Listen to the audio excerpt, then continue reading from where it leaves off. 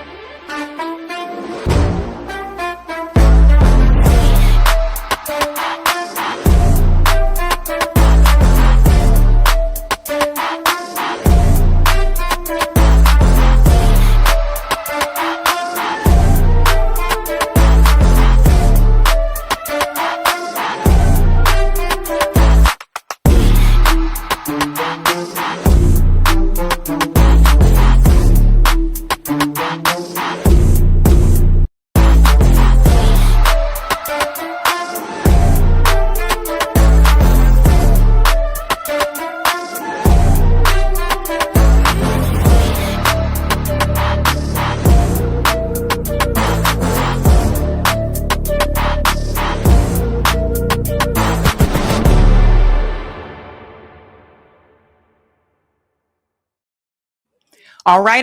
Happy Sunday, ladies and gentlemen. Welcome to Sabby Sabs podcast. I'm your host, sabrinasalvati. Shout out to everyone watching on YouTube, Twitter, and Rumble, and welcome back. We have a really big show for you guys tonight. Scott Ritter is here. He's going to join us in just a second. But really quick, I do want to show you what we are discussing tonight. Tonight's theme is looks can be deceiving. And I think you'll see why when you see the stories that we are discussing tonight. Tonight, ladies and gentlemen, we are discussing where the hell is Benjamin Netanyahu? There's a lot going on. There's a new video that has just been posted that many of us believe is AI. We'll get into all of that. Where is he? Iran is hitting Israel hard. We're going to talk about also what's happening in some of those Gulf states, as well as this false flag alarm that is coming from Iran as well. We are being warned ahead of time that the Epstein class could be planning something here at home. We're also going to discuss, I don't know if everyone heard about this, but this is very concerning. Tucker Carlson has been reported to intelligence agencies. And I'm here to tell you, if it could happen to him, it can happen to any one of us, considering his resources and connections. We're also going to discuss, it is Sunday, we do have to have a pretty funny story. There is a pastor who is running for governor in Alabama, and he is advocating for strip clubs and more. His name is Jamel Brown. We'll get into that story. We're also going to discuss Ben Shapiro is heavily under attack by people who used to be his friends. And I think they're right. We'll get into what people are saying to Ben Shapiro's face. They are not happy with him at all. Last but not least, we're discussing what is happening here in Boston with Mayor Wu, that recent report that was just announced by the Boston Globe about the life expectancy in Boston. So we're going to get into all of that, ladies and gents, but let's go ahead and get started with our special guest. You've seen him here multiple times before. He is a former UN weapons inspector. Everybody, welcome back, Scott Ritter. What's going on, Scott? Hey, not much. It's Sunday, so it's supposed to be a day of rest, but I owe you one because I fumbled last time. So here I am. No worries. I know you guys are so busy. Everybody's requesting, I think, like you and Colonel Wilkerson and Larry Johnson, like everybody's reaching out because, you know, everything that's happening with this war. I want to start off with this issue with Benjamin Netanyahu. We need to find out, where is Benjamin Netanyahu? For those who are not aware, one of the telling signs is that his son, Yair Netanyahu, has not tweeted in days. And this is someone who is very vocal on social media. Then there was this video that I want to bring up here that a lot of people saw, and including this gentleman here, and they said, something's not right. This video of Benjamin Netanyahu has to be AI. Everyone take a look at this. Look at the video. It's clearly AI. At one point, Netanyahu has 6 fingers, and then back to 5. Also, at another point in the video, some of his teeth disappear. Then they reappear. The video is clearly AI. It's not Netanyahu. But there's more, because late today, reports that the official office of the Prime Minister account on X posted this tweet before removing it. And that tweet reads like this, quote, rumors circulating on social media about PM Benjamin Netanyahu's status are unconfirmed. What does that mean? Unconfirmed? We urge citizens to rely on verified updates. Efforts are underway to establish contact. PM Netanyahu remains committed to Israel's security. So that's the video. And Scott, I'm sure you saw that one. That's the video that gave a lot of people pause. We're like, how in the world does he have 6 fingers all of a sudden? The teeth one, I think, is even more telling. But there was a new video that was released Sunday where Benjamin Netanyahu released from his account. He's apparently at this coffee shop called Satar in Jerusalem. I want to show you guys this one because many of us believe this video is a fake as well. Watch this. מה שאלת אותי? ראש הממשלה אומרים ברשת שאתה בכלל מת? אני מת על קפה, אתה יודע מה? אני מת על העם שלי. איך הם מתנהגים, פנטסטי. אתה רוצה לספור את מספר אצבעות? אתה יכול להראות לנו? פה. פה. ראית? יפה מאוד. לחיים. ראש הממשלה מסר לאנשים שיוצאים ומתאווררים? לצאת להתאוורר, אבל ליד מרחב מוגן. והעמידה שלכם היא מדהימה, נותנת כוח לי, לממשלה, לצה"ל, למוסד. אנחנו עושים דברים אני לא יכול לשתף לרגע זה, אבל עושים דברים מכים באיראן חזק מאוד גם. To sum up what he's saying here, for those who are not aware, he's basically saying, they were like, where people are saying that you are dead. He's like, well, no, I'm not. I'm right here. There's a number of things I can point out in this video when we get to the next one about, number one, the coffee. And there's other allegations that this is actually old, that Benjamin Netanyahu visited this coffee shop back in 2024, sometime post-pandemic. And I'll show you guys the receipts in just a second. ביום הזה, גם בלבנון, ממשיכים. אתם אומרים לי להמשיך? אני אומר לכולכם, גם אתם תמשיכו. תמשיכו להישמע להוראות פיקוד העורף, כל הזמן, להישמע להוראות פיקוד העורף, וגם לראשי הערים, להיות תמיד ליד מרחב מוגן. ואנחנו נקל ככל שהדבר ניתן. You guys get the point there. So here are some of the things people are pointing out, Scott. Badass Shrink thinks that it's AI, and they're doing a comparison here of Benjamin Netanyahu in this video. And then, of course, Benjamin Netanyahu, like right here in this image. Another thing that has been pointed out is the coffee. Everyone watch this. He grabs the coffee, takes a sip out of it. Watch this. If you pay close attention to this video, it's filled to the top, but it doesn't spill, like, at all. Notice how the water, like the coffee, is just sitting there, but it does not spill. That's one of the things that people have been pointing to that is very questionable there. Another thing that has been pointed out, people are saying that this date said 2024. Netanyahu AI footage based on a 2024 visit to Sataf Cafe. Dr. Sam claims that this cafe is actually closed right now because of the attacks. Another one here that I want to show you, and this is coming from Google.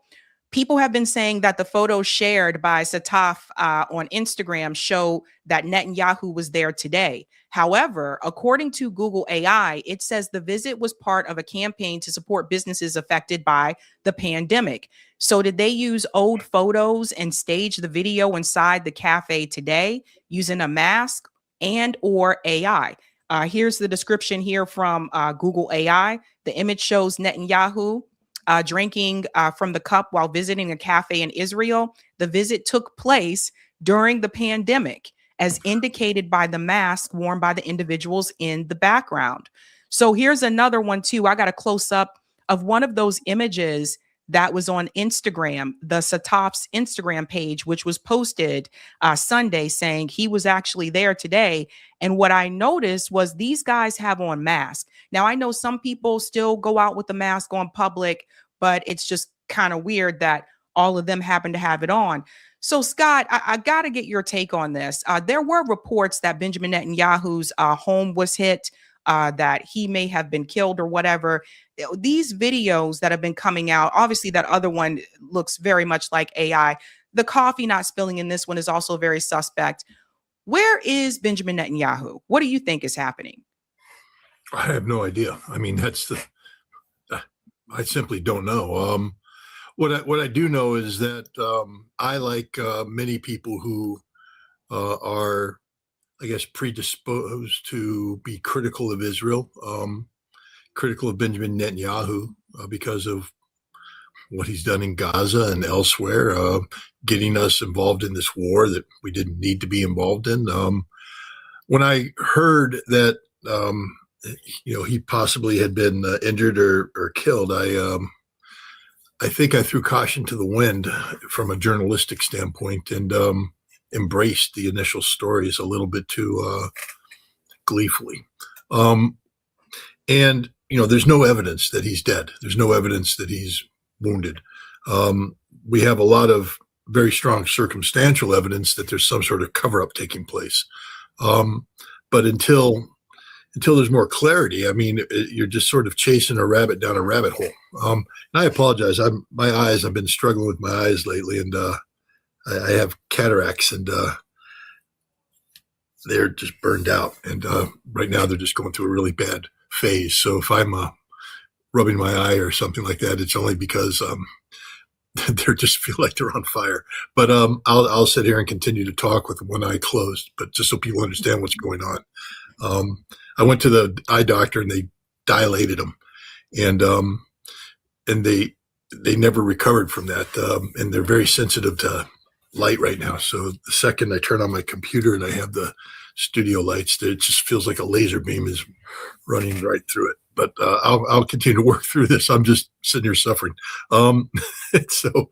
I think that Netanyahu, his status doesn't matter.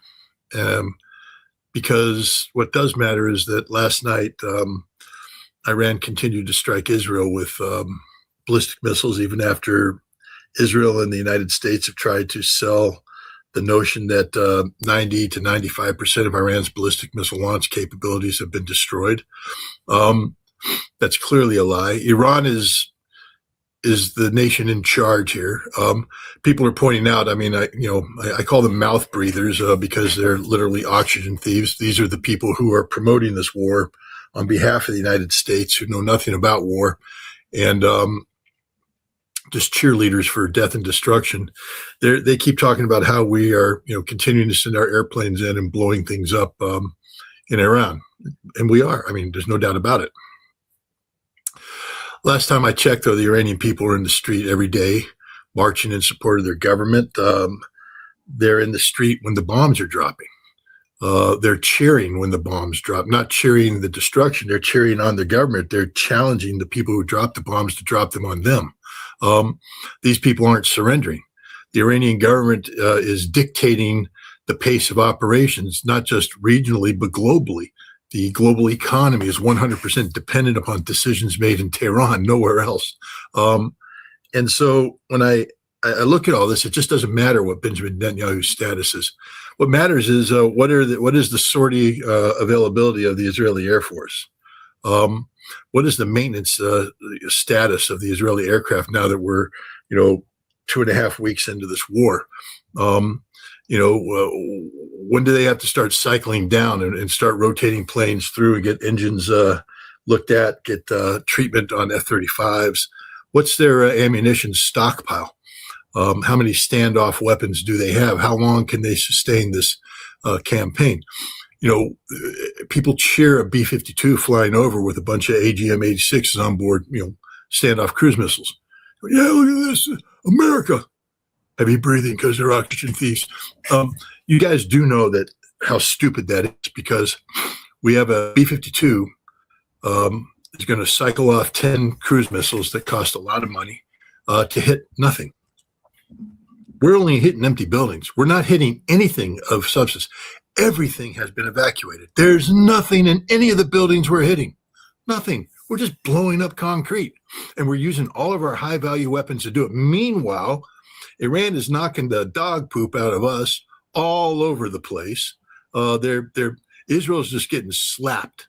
This is what matters. I mean, is Netanyahu dead or alive? I mean, it's a point of historical curiosity at this point in time. But it doesn't change the fact that Israel and the United States have lost the momentum in this.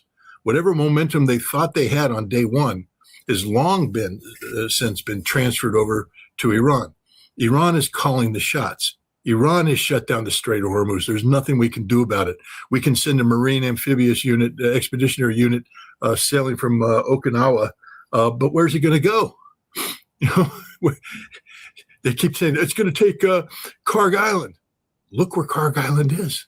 How are they going to get there? Through the Strait of Hormuz that nobody's moving through unless the Iranians want them through? You think the Iranians are going to go, you're right, send the Tripoli right on through. Come on through, guys. Come on through with your 2,200 Marines. Who are going to do what? Seize an island? I don't think so. Hold an island? Did they seize it? Absolutely not. Die? Probably. I mean, people should go study the Battle of Koh Tang Island, May 1975, when 36 sailors were captured by the Khmer Rouge. And we thought they were holding them on Koh Tang Island. And so we sent a Marine battalion, about the same size of the unit we're getting ready to send now. And they did a helicopter assault on the island. 11 helicopters went in the morning. 3 were shot down. 5 were taken out of the battle by battle damage. And next thing you know, you got a bunch of dead Marines, a bunch of dead airmen, people swimming in the water to try and live. Marines split on the battlefield in danger of being overrun. And the battle went south from there. In the end, the Marines had to leave under fire in a panic. Marines don't panic, but here they're in a panic, and they left 3 Marines behind. Marines don't leave people behind, but you do when you're in a panic. Those 3 Marines that were left behind ended up being captured and executed by the Khmer Rouge. That's what's going to happen to us if we go to Karg Island, guys. It's just not going to be a good fight. It's a stupid fight. It doesn't need to be done. We're not going to force the Strait of Hormuz. And again, I just think by focusing on whether or not Benjamin Netanyahu's spilling coffee in an AI-driven video, we're focusing on the wrong thing. It's a distraction. The real thing is what's going on with this war, because now we have to ask our questions. Now the United States and Israel are being confronted with the fact they have lost this war. I just want to point that out. We have lost this war. This is a humiliation beyond belief. We have expended all of our air defense munitions. We had to strip South Korea dry. I mean, after telling the South Koreans, we're here for you. Here's 5 THAADs to piss off the Chinese and the North Koreans. But we're here for you. You've got America standing by you the whole time. And then we took them without even asking them. The South Koreans are going, no, we need these. Where are you going? We abandoned the South Koreans. We abandoned the Japanese. We abandoned the Taiwanese. Why? For Israel. Because all the stuff we sent to Israel is dead, gone, finished, blown up. And now this stuff going in, dead, gone, finished. It's not going to survive.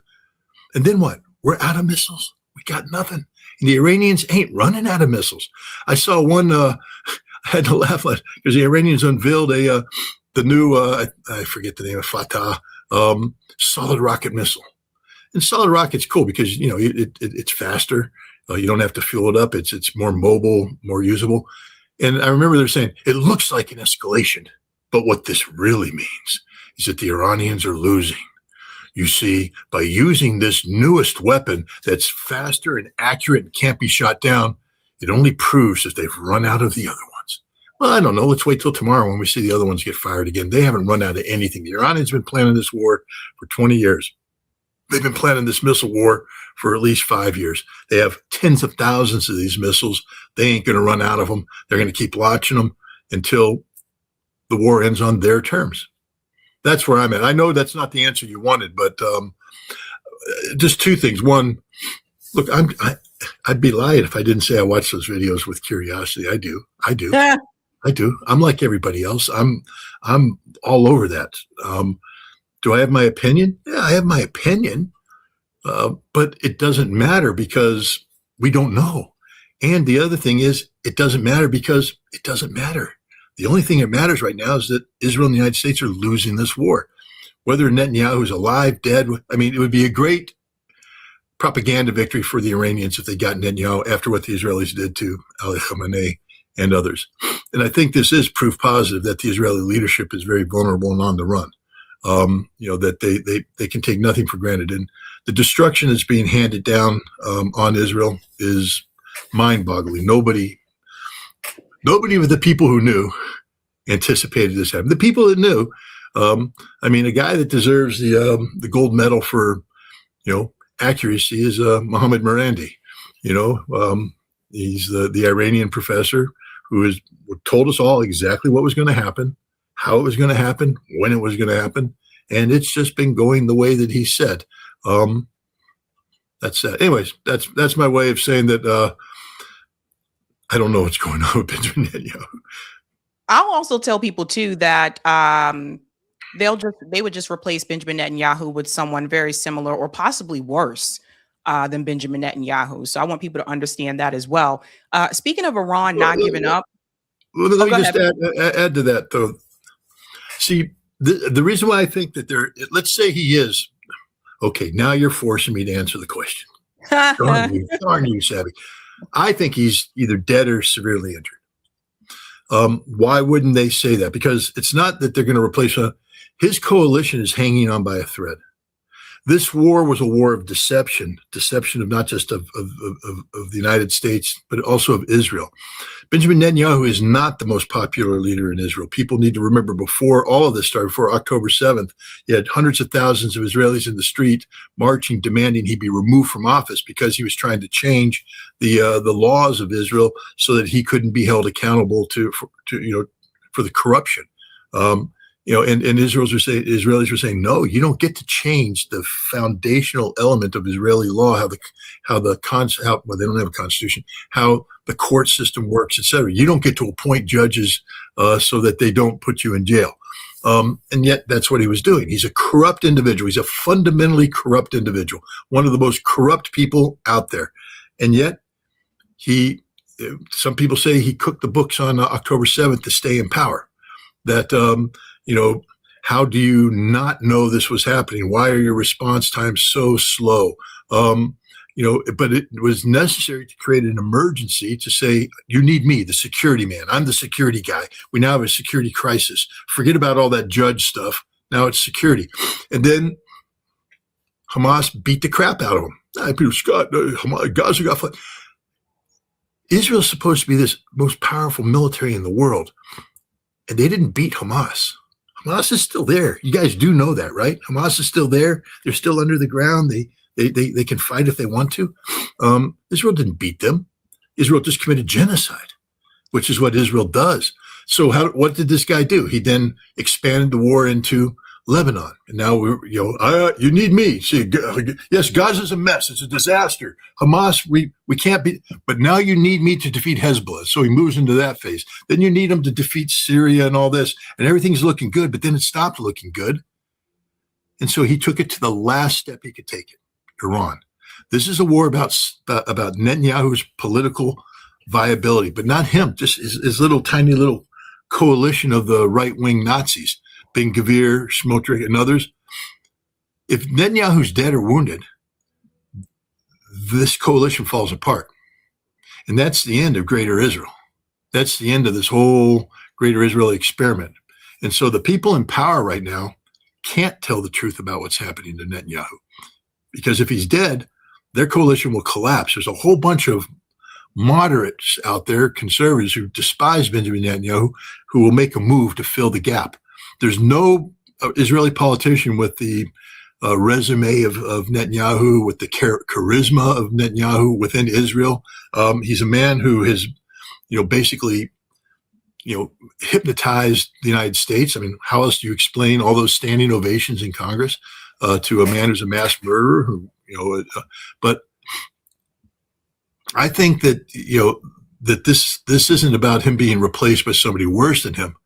This is about his coalition collapsing. This is about the people who are in power refusing to yield power.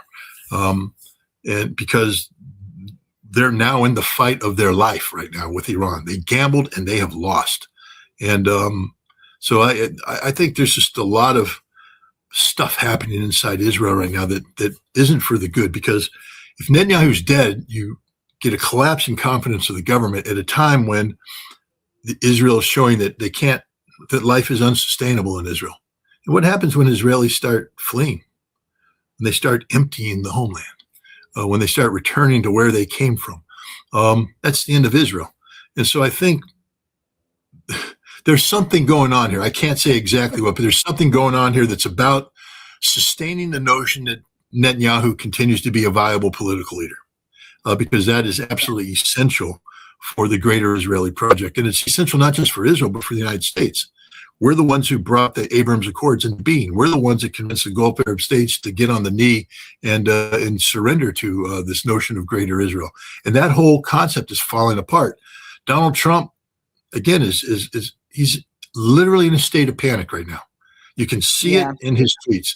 I'm not a shrink. I didn't spend the time in college to learn how to be a psychoanalyst, but I'm pretty good at reading words, and I'm pretty good at ascertaining intent. And when you take a look at the content of the social posts that he's been putting out, this is a man who's 100% in a panic. He is panicked because nothing's going right. Everything's going wrong. And he's looking at the entire Trump legacy collapsing. He's desperate for a solution. But what happens if Netanyahu dies? He knows what happens. The whole house of cards comes collapsing down. And it could be the end. Go ahead. Well, go ahead. I was just going to say something about what the Iranian foreign minister said, but go ahead. It could be the end of Christian Zionism and their hold on power here in the United States. If we're looking at the death, the end of Netanyahu, the collapse of this political machine. Netanyahu's been the head of this AIPAC-driven machine that's bought Congress, bought everybody. He dies. This machine's discredited. You have people like Tucker Carlson. Take a look at the panic people have about Tucker Carlson and others standing up now, Candace Owens and others calling out Israel and all this. There's absolute panic on the other side. We could be seeing the end of the Zionist hold on the United States. So these videos are more than just an odd curiosity. I think they might be reflective of something much more fundamental. But I come back to what I said. I don't know. I don't know. Well, to give you guys an idea of also what's going on, the Iranian foreign minister was actually on Face the Nation Sunday morning. Listen to what he said here. That may be your position, but sir, this is a war of survival for your government. Minister, don't you have to negotiate and reach out either directly or through a third party? No, it's not a war of survival. We are stable and strong enough. We are only defending our people from this act of aggression, and we don't see any reason why we should talk with Americans, because we were talking with them when they decided to attack us, and that was for the second time. There is no good experience talking with Americans. We were talking, so why they decided to attack us? So what is good if we go back to talk once again? Well, I want to come back to that in just a moment. You're referring to the diplomacy with President Trump's son-in-law, Jared Kushner, and his envoy, Steve Witkoff. But just to continue on this, Iran is sending its drones and its missiles into your neighboring countries, American allies throughout the Gulf. Before the war, your government traded with them. You had relations with them. If your government survives this conflict, how do you go back to doing business with countries you're sending drones into and hitting civilian targets? That's so interesting that she tries to, I want to get your take on this, Scott, here as well. She tries to put it back on him and saying like you're hitting civilian targets. That's not the case. It's not what I've seen. I can show you some of the recent ones that have happened as well. But he made it very clear, like, why should we sit back and have to negotiate look at what happens in other times when they said, let's get to the negotiation table, they attack us. No, I mean, again, in the United States, I mean, she lives. I don't know her name. I apologize. I should have enough respect for her as a journalist to know her name. But she's not prepared, and she is literally she is the worst in American journalism, because there's no sense of perspective here, and there's no understanding of the situation. Iran was a surprise attack. It was a surprise attack. A surprise attack. What was the United States' approach to Imperial Japan after Pearl Harbor? Let's negotiate or unconditional surrender? Unconditional surrender. Because they started this. They bombed us. Iran was in the midst of a very detailed negotiation where Iran actually made significant compromises. If people took the time to read what the Omani government had moderated, the deal that was being brought to the United States, there was an Omani representative on an airplane flying to the United States with a completed treaty text, ready to sit down with American counterparts and sign on it, which would have ended any concern at all about the Iranian nuclear program. But then we attacked because we were never serious about diplomacy. Diplomacy is always a false, it's a false, it's called perfidy.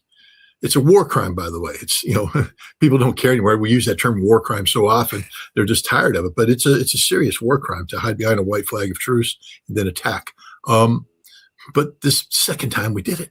It's not the first time. It's the second time we did it. We did it last June, too. The Iranians aren't going to negotiate. To negotiate is to do what? To negotiate gives Israel and the United States a chance to hit the pause button on one of the greatest mistakes they've ever made in modern history. They're losing this war.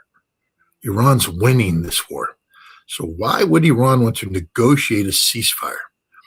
Hit pause and allow Israel and the United States to do what? Regroup, deploy new radars to replace the radars that were destroyed, maybe run 6 months worth of rapid production to get the missile interceptors up, repair your airplanes. I keep bringing that up because I know a little bit about aircraft maintenance, and I'm telling you, you can't maintain these sortie rates forever. Things are starting to break. Things are starting to get worn down. Pilots are starting to get tired. Mistakes are starting to be made. Sometimes mistakes are made in terms of two KC-135s just running into each other in the same airspace over Western Iraq. This happens when you start to make mistakes. So, we're seeing mistakes made. Iran's winning. So why would they negotiate? Negotiate what? No, it's just such a stupid, fundamentally stupid question. Totally, reflective of the fact that the American media doesn't understand. And she brings up the Arab state as if these Arab states, Iran hasn't struck a Gulf Arab state that didn't provide a base for the Americans to launch attacks against Iran. Every single nation struck plays host to significant American military installations and intelligence installations that are used to support directly or indirectly the ongoing conflict against Iran. They are parties to the conflict, literally parties to the conflict. And Iran has every right to attack them. As Iran expands into other target sets, understand that it does so only after for instance, the main Iranian banking building was struck in downtown Tehran. Banking building. Because we say we have to destroy Iran's ability to bank, as if that's a war objective. Then Iran turns around, strikes banks in Bahrain and in Dubai, and everybody's like, "Oh my God, you struck a civilian!" The Iranians are like, "No, if we can't bank, you can't bank." The Israelis blew the hell out of oil storage outside of Tehran, blew it to smithereens. Fires in the street as the oil seeped into the sewage systems. I mean, it was just a literal hell on earth. Iran said, okay, they blew up oil tanks as well. Desalinization plant. Iran struck a desalinization plant. This is tit for tat. Iran doesn't initiate any of these actions, but what Iran is not doing is targeting civilians. Right. We know that by the low level of casualties here. If Iran wanted to kill people, there's ways to kill people. Look what they're doing to Israel. They're not killing Jews. I mean, yes, there's a handful of Israelis that have died. Iran suffered over 2,000 dead so far. because the Israelis and the Americans are in the business of killing civilians. We don't need to get into the bombing of the school on day one to prove that point. The Iranians are running one of the most carefully tailored, precision, air campaigns ever. Every target struck has a legitimate military or economic purpose. They're designed to put pressure on both the United States, on Israel, and the Gulf Arab states. And look at the result. She said, what's going to happen at the war? Well, what's going to happen when the war ends? There won't be any American troops in the Middle East, because all the Gulf Arab nations are coming together right now saying, no, we're done. We need America out of here. You're the problem, not the solution. And they will all make peace with Iran because they all know inside they're to blame. They gave safe haven to a nation that abused that trust by striking in cowardly fashion Iran. And now Iran is striking back, and there will be a price to pay. But Iran has done this responsibly. We're going to see a jump in. I mean, I don't know what gasoline prices are where you are, but in 1 week, mine went from $3.11 to $3.53 at the pump, and it's going to get worse. It's not going to get better.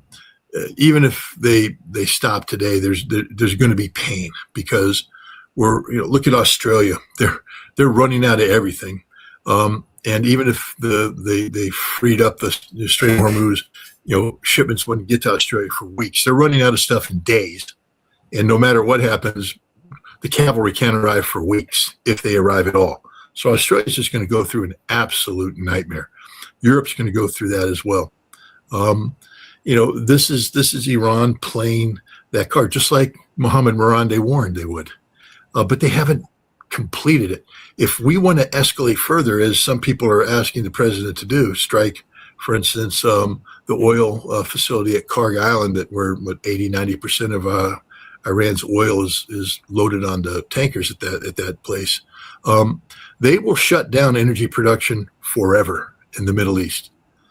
Please go and study oil fields, study maintaining pressure, study water, study the whole thing. Oil fields isn't about drilling a hole in the ground and pumping stuff out.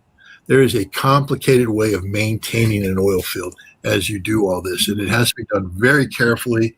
You have to have patience. You can't just turn it on and off switch. Things have to be drawn down slowly. That's what Kuwait's doing right now, drawing it down slowly. And once they do that, then they don't just turn the on switch on. Then you have to bring it up slowly, and it takes time. The entire Middle East is going to shut off, hit the off switch. And then we're collectively screwed. Screwed big time. And this is the trump card that the Iranians have, because not only are they not running out of missiles, and ladies and gentlemen, they won't run out of missiles. They've been planning this for a long time.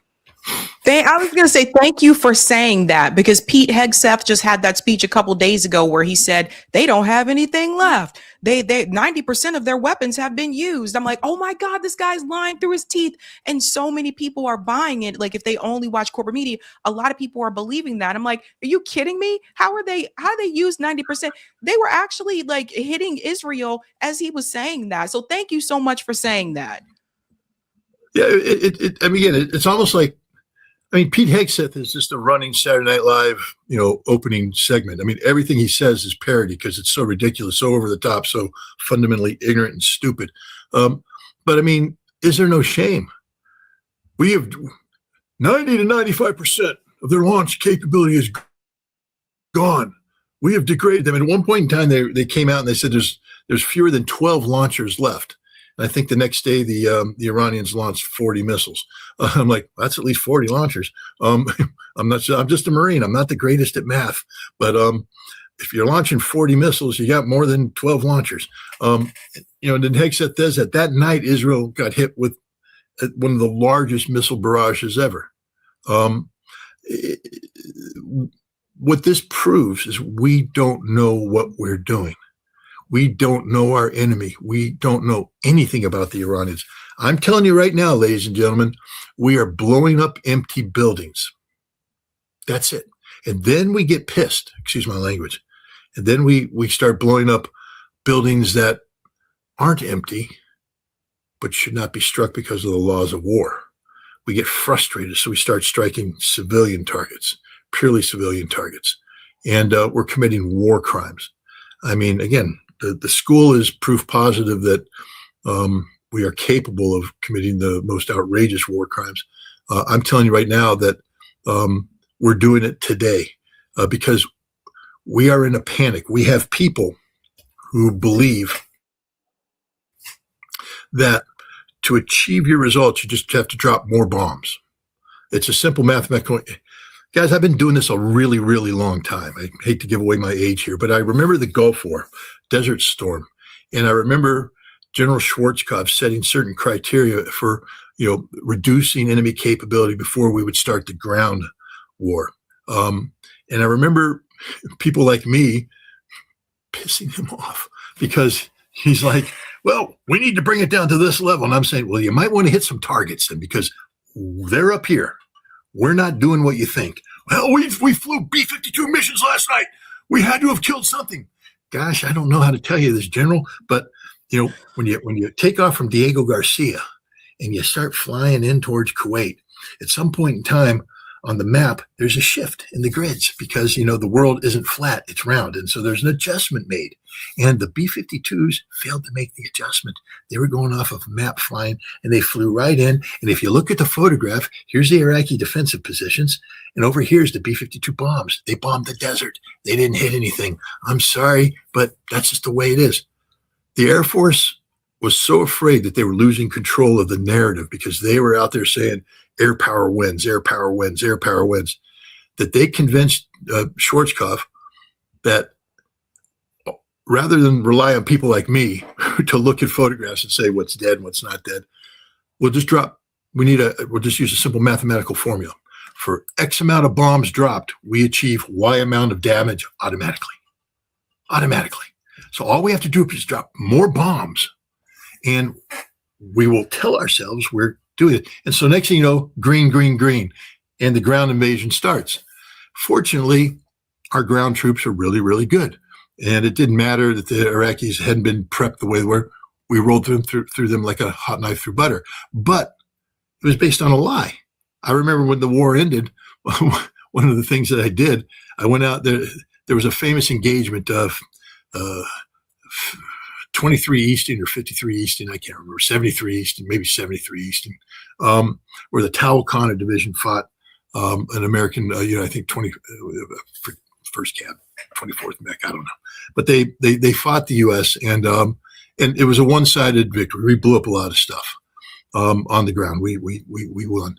So, but the Air Force was saying that they achieved that because they were killing stuff. So while the war was still fresh, and I'm talking about while tanks are still warm or hot because they're burning, while bodies are still in the armored vehicles, I wanted to go out and I wanted to grid out the battlefield and then do a grid by grid assessment of all the destroyed equipment and determine when it was destroyed, what destroyed it, how it was destroyed, etc., and then get a fundamental final understanding of how we destroy things on the battlefield.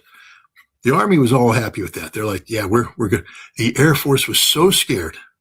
This is no kidding. I came back from the initial part of this work and I was greeted by two armed men. And they said, Ritter, get on the next airplane out of here. You're done. They don't want the truth.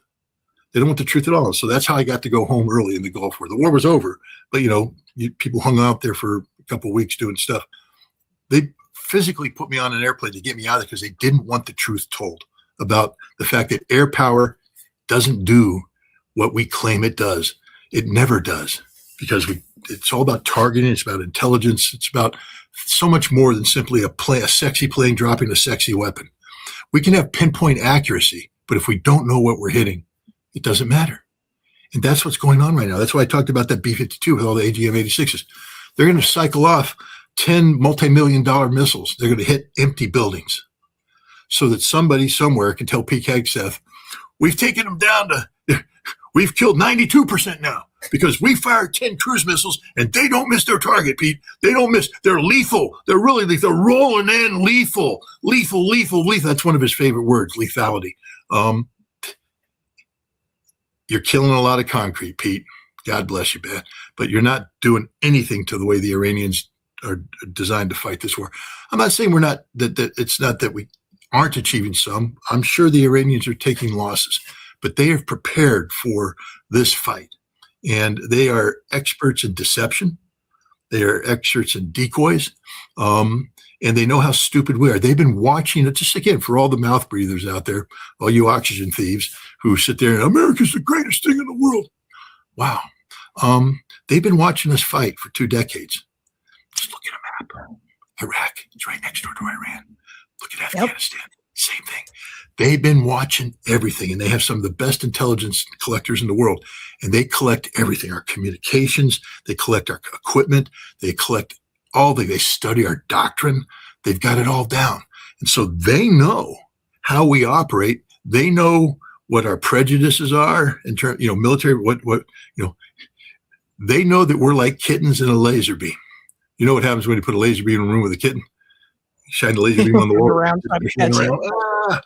And so they're sitting there going, how do we get America to do what we want them to do? Shine the laser beam over here. And off we go. And they have sat there and deliberately created a visual image for us to collect so that we think this is reality. And we're dropping bombs on that reality. All we're doing is chasing the laser beam, guys. We're a bunch of stupid little cats chasing laser beams around the room while the Iranians are doing the real thing. And the proof is, look at the results. They're launching missiles. We ain't stopping the missiles. The other thing is, look how smart they are, where these missiles are hitting. This isn't panic launch. This isn't people saying, oh my God, okay, we've got American aircraft overhead. Okay, we got a 5-minute window. Go, go, go, go, go. Sir, we haven't time. No, just shoot the missile, shoot the missile. We need a propaganda say, shoot the missile. We just need again, hide. No. This is, we need to have the missiles hit on this time. All right, let's start rolling them out. Okay, let's get them launched in sequence. Boom, boom, boom, boom, boom. No panic. Move back. Missiles come in, hit the targets they need to hit when they need to hit them. If you think for a second, let's say Benjamin Netanyahu's dead. Has anybody thought through the ramifications of that? Because the Israelis are some of the most security-oriented people I've ever met. I worked very closely with Israeli intelligence for 4 years inside Israel. And I've been to a lot of the places that are getting blown up right now. The Israelis are very security conscious.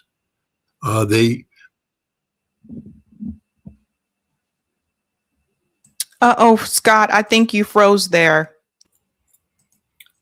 Israelis are very security conscious, and they jam our signals. But the point is, Netanyahu just doesn't show up at a meeting. They don't put it on the internet. This morning at 8:30 a.m., Netanyahu is going to show up at 24 Nitzavim Street to have his cabinet meeting in the underground bunker. They have several places identified. They pick one at the last minute. People come in secrecy, and the Iranians hid it. Well, how did they get that information? And how did they get it in that timely fashion? And not only that, then how did they pick the right weapon to come in and hit that target with the right effect? Do you guys understand how skillful that is? What it means? I do, because that's what I used to do. I mean, my job was to collect intelligence, find a place on the ground, pick a weapon system, assign it to a platform, get that weapon on the target within the time frame necessary. Very hard to do. The Iranians are doing it. That speaks volumes right there. That speaks volumes. The Israelis were able to kill Ali Khamenei on day one because he sat in his home. Because he was 86, 88 years old, cancer, wanted to die. Since that time, they're not killing people. I mean, they're killing some, but they're not killing the people they claim to be killing. The Iranian government's functioning. Hell, it was walking the streets the other day. Did you see that? He's just walking the streets of Tehran. He's got some security, but he's just walking the streets. Hey, how you doing? Hey, how you doing? Hey, how you doing? Yep. Hey, showing the face. People need to dissect a little bit more carefully just what it is. If you're going to sit there and say Benjamin Netanyahu's dead, then you have to talk about how did that happen? Because it wasn't luck. It was skill. That means the Iranians know what they're doing. They're inside our decision-making cycle, the Israeli decision-making cycle, and they're driving this boat. Everything we're doing is a reaction to the Iranians. The Iranians aren't reacting to us at all. The Iranians are being proactive. They're driving the operational tempo. We're reacting. Well, I want to show people some of what happened recently in Israel, just to show people some of the damage. And the people are protesting in Israel as well. Just to give you guys an example, here's one here.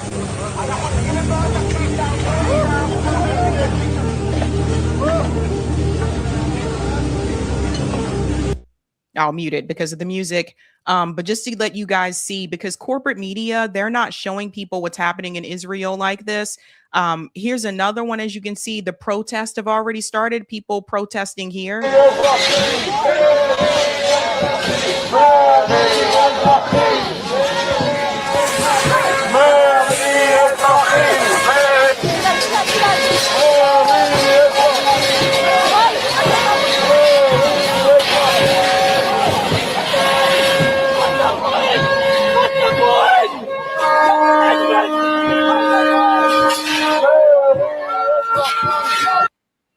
That's one of them there. There's a number of these that have been happening because people are just, here's another one, absolute chaos in Tel Aviv. Israeli society is living through one of the worst moments in decades. So again, what corporate media isn't telling you.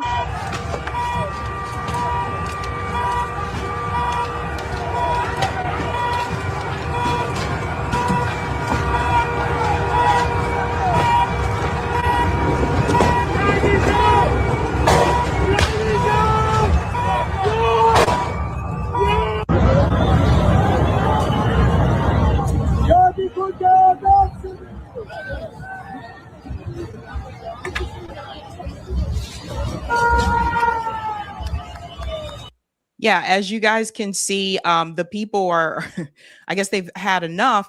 And I want to go into this part here about what's happening in the Gulf states. So there was a drone strike in the UAE that hit another one of these oil hubs. Dropsite News has been covering this very heavily. You guys can see here. And meanwhile, Pete Hegseth is telling you they have nothing left. People need to see like what is happening. So the UAE there.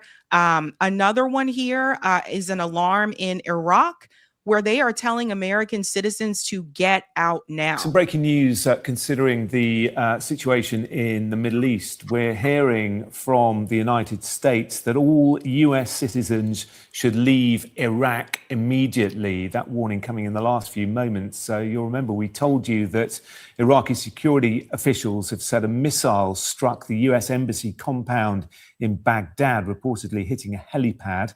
A fire, as you can see, being set on the roof of the embassy. Well, now we're being told all US personnel and citizens must leave Iraq. Iran and Iraq-aligned terrorist militia groups pose a significant threat to public safety in Iraq. The state. So you guys can see what's happening there. And then I want to get your opinion about this as well, Scott.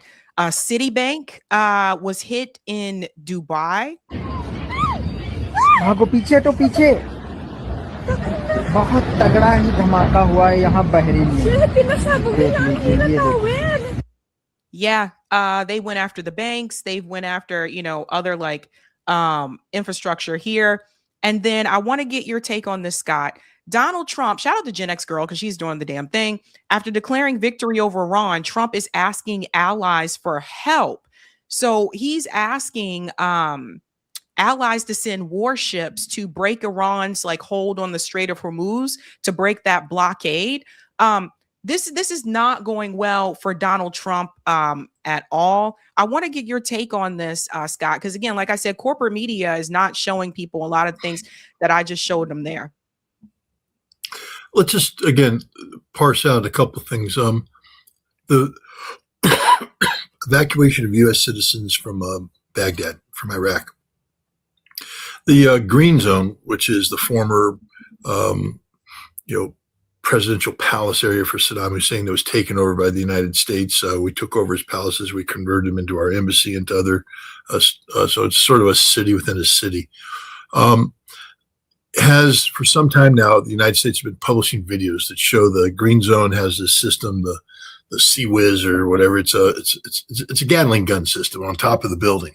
And as a drone comes in, its radar picks it up and shoots it down and all that. And look, we're America. You'll never get us, you inferior, useless ragheads. They didn't hit a helicopter pad. They hit the radar of the Sea Whiz. The Sea Whiz is dead. Doesn't work. So the big, wonderful weapon system that makes America better than anybody else in the world, and don't you mess with us because we're going to shoot you down, it's dead. And now that it's dead, it's fair game for everything in that compound. That's why they're leaving, because the Iranians and their Iraqi allies do this better than we do it. They know us better than we do, know them, and they're winning. The oil infrastructure, again, these Arab monarchies, the Gulf Arab states, are almost totally dependent upon their ability to sell energy.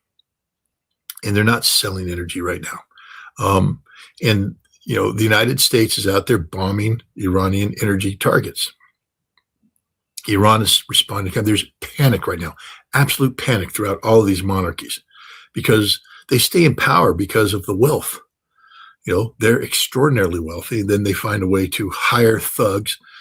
The United Arab Emirates. I mean, I no offense. I mean, I've been there. I've been to Abu Dhabi. I've been to Dubai. I've met with the Crown Prince, and I've met with all these people. And they built something cool. But if you put enough money, Las Vegas is pretty cool. Otherwise Las Vegas is this ridiculous piece of desert in the middle of nowhere in Nevada.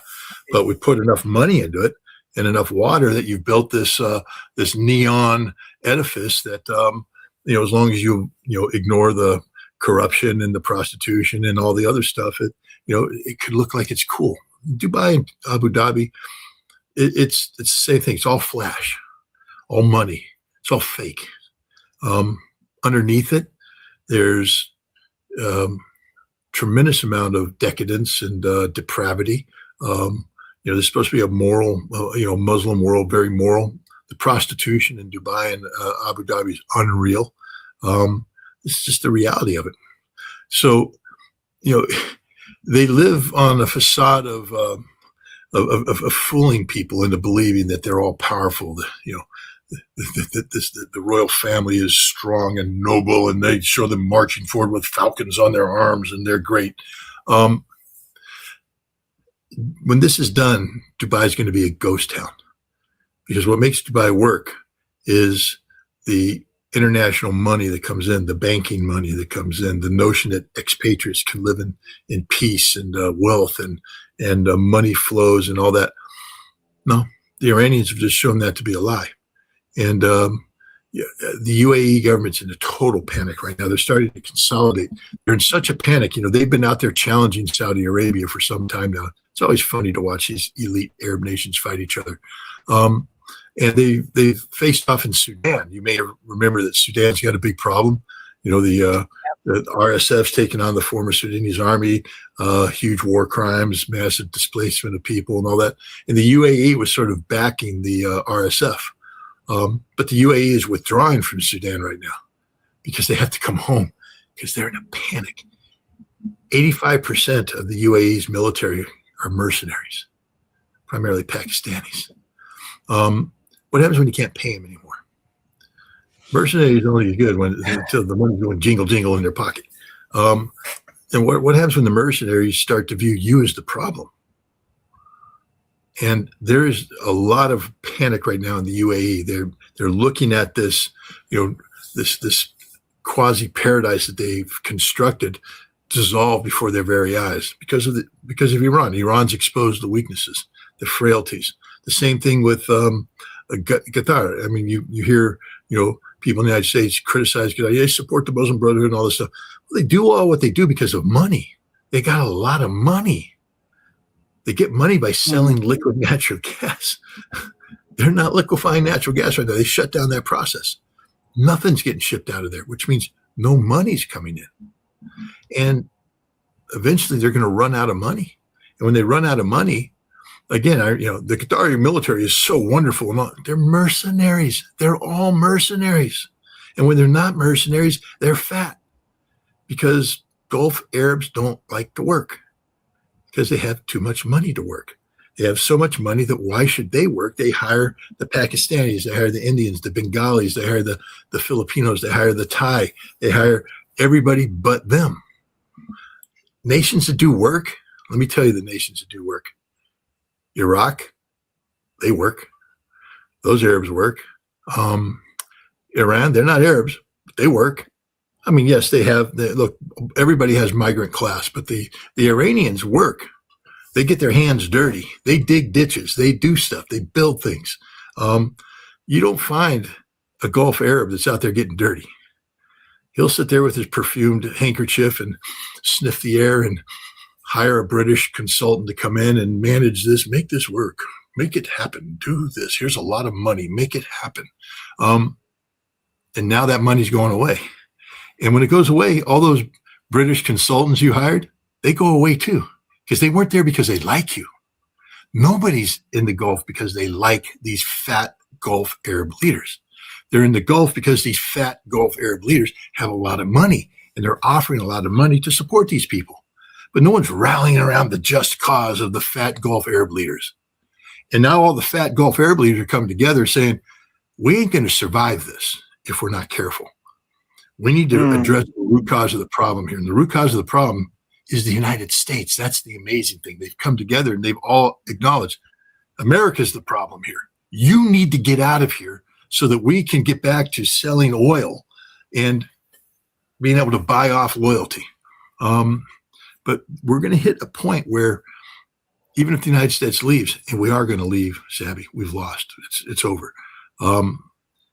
They might not be able to recover. And this could be the end.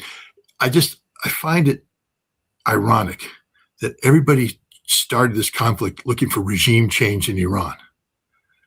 But when this war ends, it may be regime change every place else. Trump, he could lose the midterm election and then he's history. Even if he's not impeached and convicted, he'll be impeached, which means paralysis. Israel, Netanyahu may be dead, but doesn't matter because the greater Israel project is dead.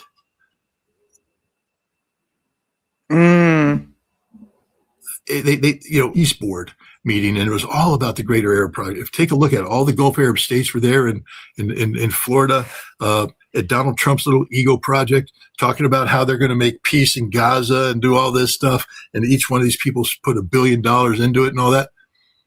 That probably was the last meeting of the Peace Board. Because first of all, it's hypocrisy. How can you have a peace board and turn around and go to war? But the Gulf Arab nations are what made the peace board work because they're the ones that put the money into it. And they're all sitting there going, we're done. So Donald Trump's little ego project is finished. This is the reality. Abrams Accords, finished. The only nation that has a plan right now is Iran. Oh, yeah, and it's two major allies, Russia and China. They all have plans. I always love when people go, well, where's Russia? I don't know, counting money in the bank right now and winning. Where's China? I don't know. Sitting there not doing a damn thing, watching 5 THAAD batteries leave South Korea. Have you guys even thought about that? China didn't have to do anything. Didn't move a finger, and they're winning because they picked the one inside. China and Russia sat down with the Iranians and said, if this thing happens, how do we see it unfolding?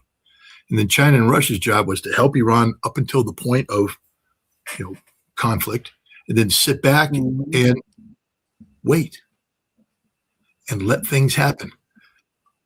Trump had to lift the sanctions on Russian oil because he had no choice. If you don't get Russian oil on the market after Iran shuts down the Gulf, there's no oil and the prices go crazy.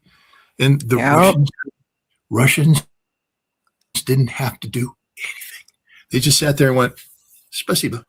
And then, it's like, Putin sitting there going, empty wallet, full wallet, full wallet. If you ever had one of those paydays, very rare in my life, but where you had a payday that was like larger than what you thought it was. And so you've paid off all your bills. And for the first time in your life, you're looking and you go, I got money, honey, we're going to dinner. We're going to a movie. We're going to buy something we always wanted to buy. And the Russians right now, they're going to balance their budget. They're going to get a cash infusion because there's a cash shortage. They're going to reduce inflation. They didn't have to do anything. So, there's a lot of winners in this war. None of them are called the United States and Israel or Europe. Well, and that brings me up to this part to sum it up, because I thought this was hilarious.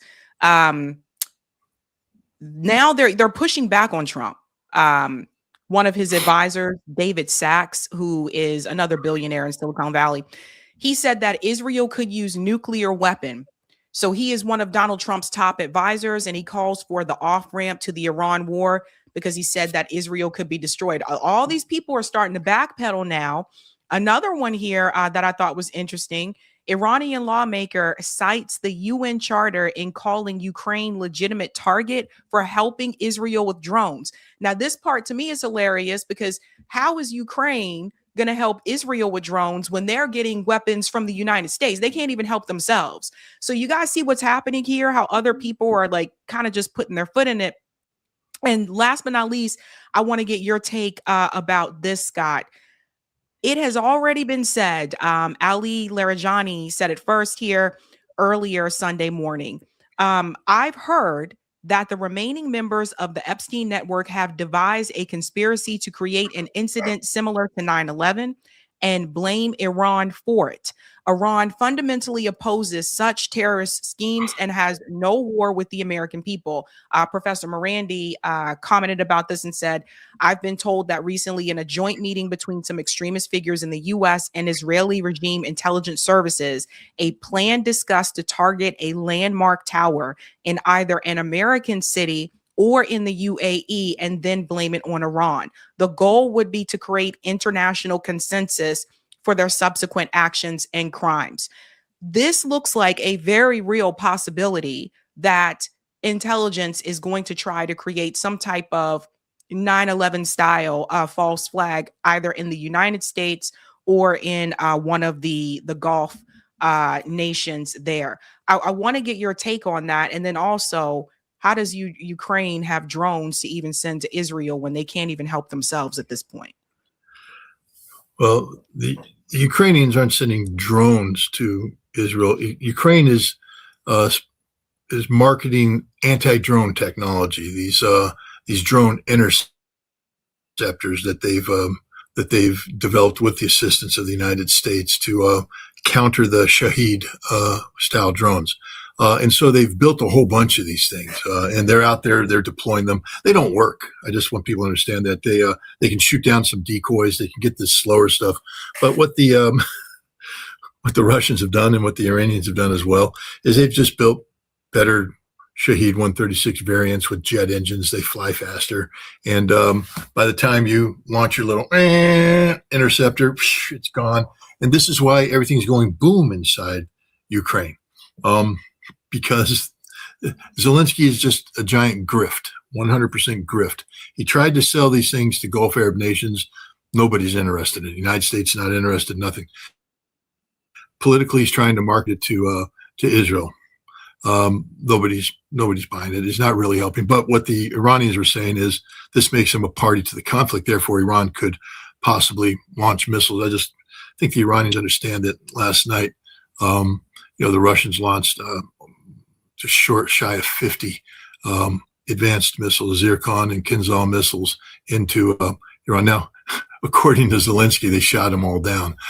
They didn't shoot any of them down, and they all hit their targets, and everything went boom. And that's the reality. So Iran's not going to. What's Iran going to achieve by firing 5 missiles into Korea, into Ukraine, and making other things go boom? Well, let Russia make things go boom there. You just keep making things go boom in Tel Aviv, and in Dubai and Abu Dhabi and Kuwait City and Bahrain and Doha and the other places where America has bases and has interests.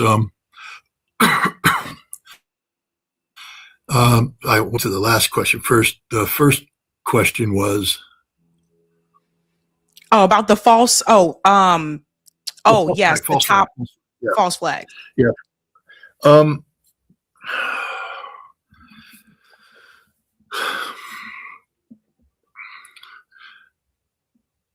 false flags are psychological operations. It's mental war. It's it's designed to achieve a psychological impact to get people to buy into something they might not otherwise buy into. It's more difficult to pull off than you think. I'd like to believe that, I know, and I don't want to open this, but there's a lot of people saying that 9/11 was, a false flag and all this kind of stuff. In 2001, we didn't have what we have today in terms of an empowered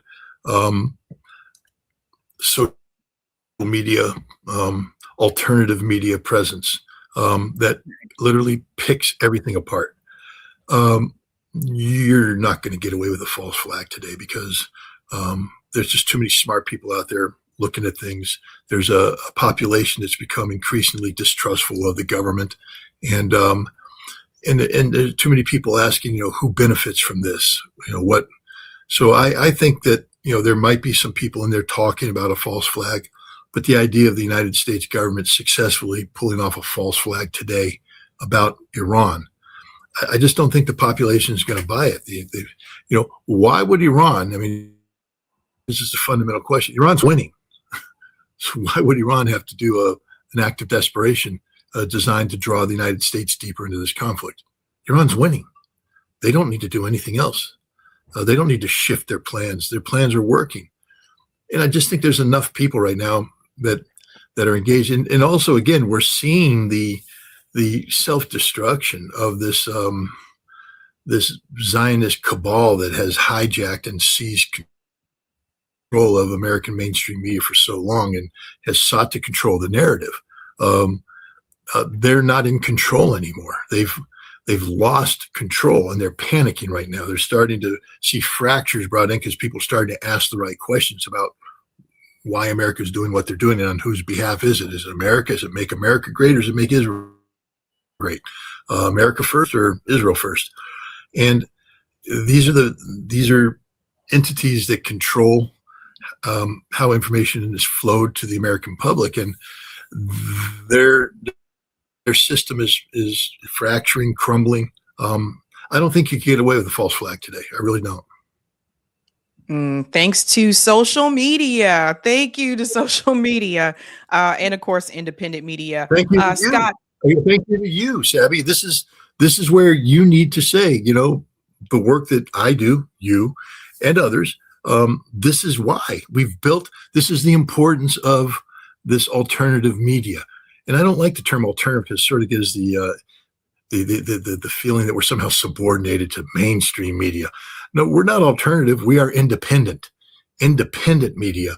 We're not controlled by anybody. Where we ask questions that need to be asked. We pursue topics that otherwise wouldn't be pursued, and we help empower a broader audience with knowledge and information. So you are the vaccine. Oh God, shouldn't use a vaccine analogy, but you're the vaccine to the disease of ignorance that mainstream media puts on people. So people down there see all that stuff, Patreon and all that, support Sabby because she and other people like her create the possibility for us to make sure that false flags don't succeed because of the empowerment of you, the American viewer or global viewer, who no longer accepts at face value anything they're told by the mainstream media, is willing to ask questions, and Sabby's the kind of person that gives them answers to those questions. Awesome. Thank you so much, Scott. Thank you for your time. I know you're very busy, so thank you. Well, thank you for having me. Have a great weekend. You too. Bye. Mm-hmm. All right, ladies and gentlemen, that was Scott Ritter. Thank him again so much for his time. I know, like I said, he's very, very busy. There are a lot of things that are going on because of the war. I feel like everybody's reaching out to Scott at this point in time. I want to remind you again, tonight's theme is looks can be deceiving. And I think you're going to see that as well with this next story. We'll get to the super chats in just a second. I want to make sure I do okay with my time here. Looks can be deceiving.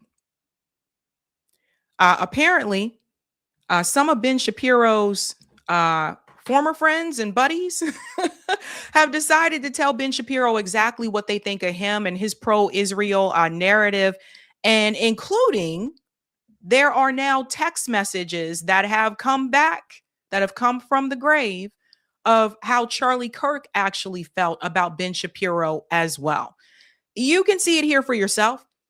In this episode, this clip here with the Daily Wire, Ben Shapiro again takes it upon himself to call out Candace Owens and expects all the others on this panel with him to do the same. In particular, Michael Knowles. Listen to this. So if Candace Owens decides to slander the widow of Charlie Kirk, I think that people have a moral duty to say that this is a bad thing, even if they are quote unquote friends with those people. And I find it but let's take that further. So obviously one should state one's view and say, you know, Erica's great and attacks on her are not right. Well, Michael, I'll just ask you straight up. Is Candace Owens doing something evil by attacking Erica Kirk? I think that it's wrong to attack Erica Kirk. No, say the sentence with her name in it. I'm not going to dance like a puppet for the podcast. You don't have to dance like a puppet, but you are dancing pretty quickly. I mean, there's a lot of tap dancing. I know. I don't think there's any tap dancing. Even if you aren't interested in the podcast, where's the podcast? And I think the people who are leading the invective against Candace are her biggest publicists. So it's interesting here. Ben Shapiro seems to be defending Erica Kirk more than she is defending herself. I find that to be very interesting. And he is on this campaign for everybody, I guess, who was still friends with Candace Owens in that particular podcast space to call her out. For whatever reason, he needs them to do this as well. Even though he's doing that and others are doing it, he wants everyone to go after her for looking into Erica Kirk, for telling people the truth about Erica Kirk. You guys know, like we told you, like it's all an act. It's all an act, right? So what's interesting about this is Candace Owens did respond, and she responded with some text messages about Ben Shapiro from Charlie Kirk. It's not about Erica, she says. It's about Israel. I was similarly, publicly attacked by Ben while working for his company, absent any attempt private discussion. He jumped on a table and called me names because I tweeted genocide is always wrong.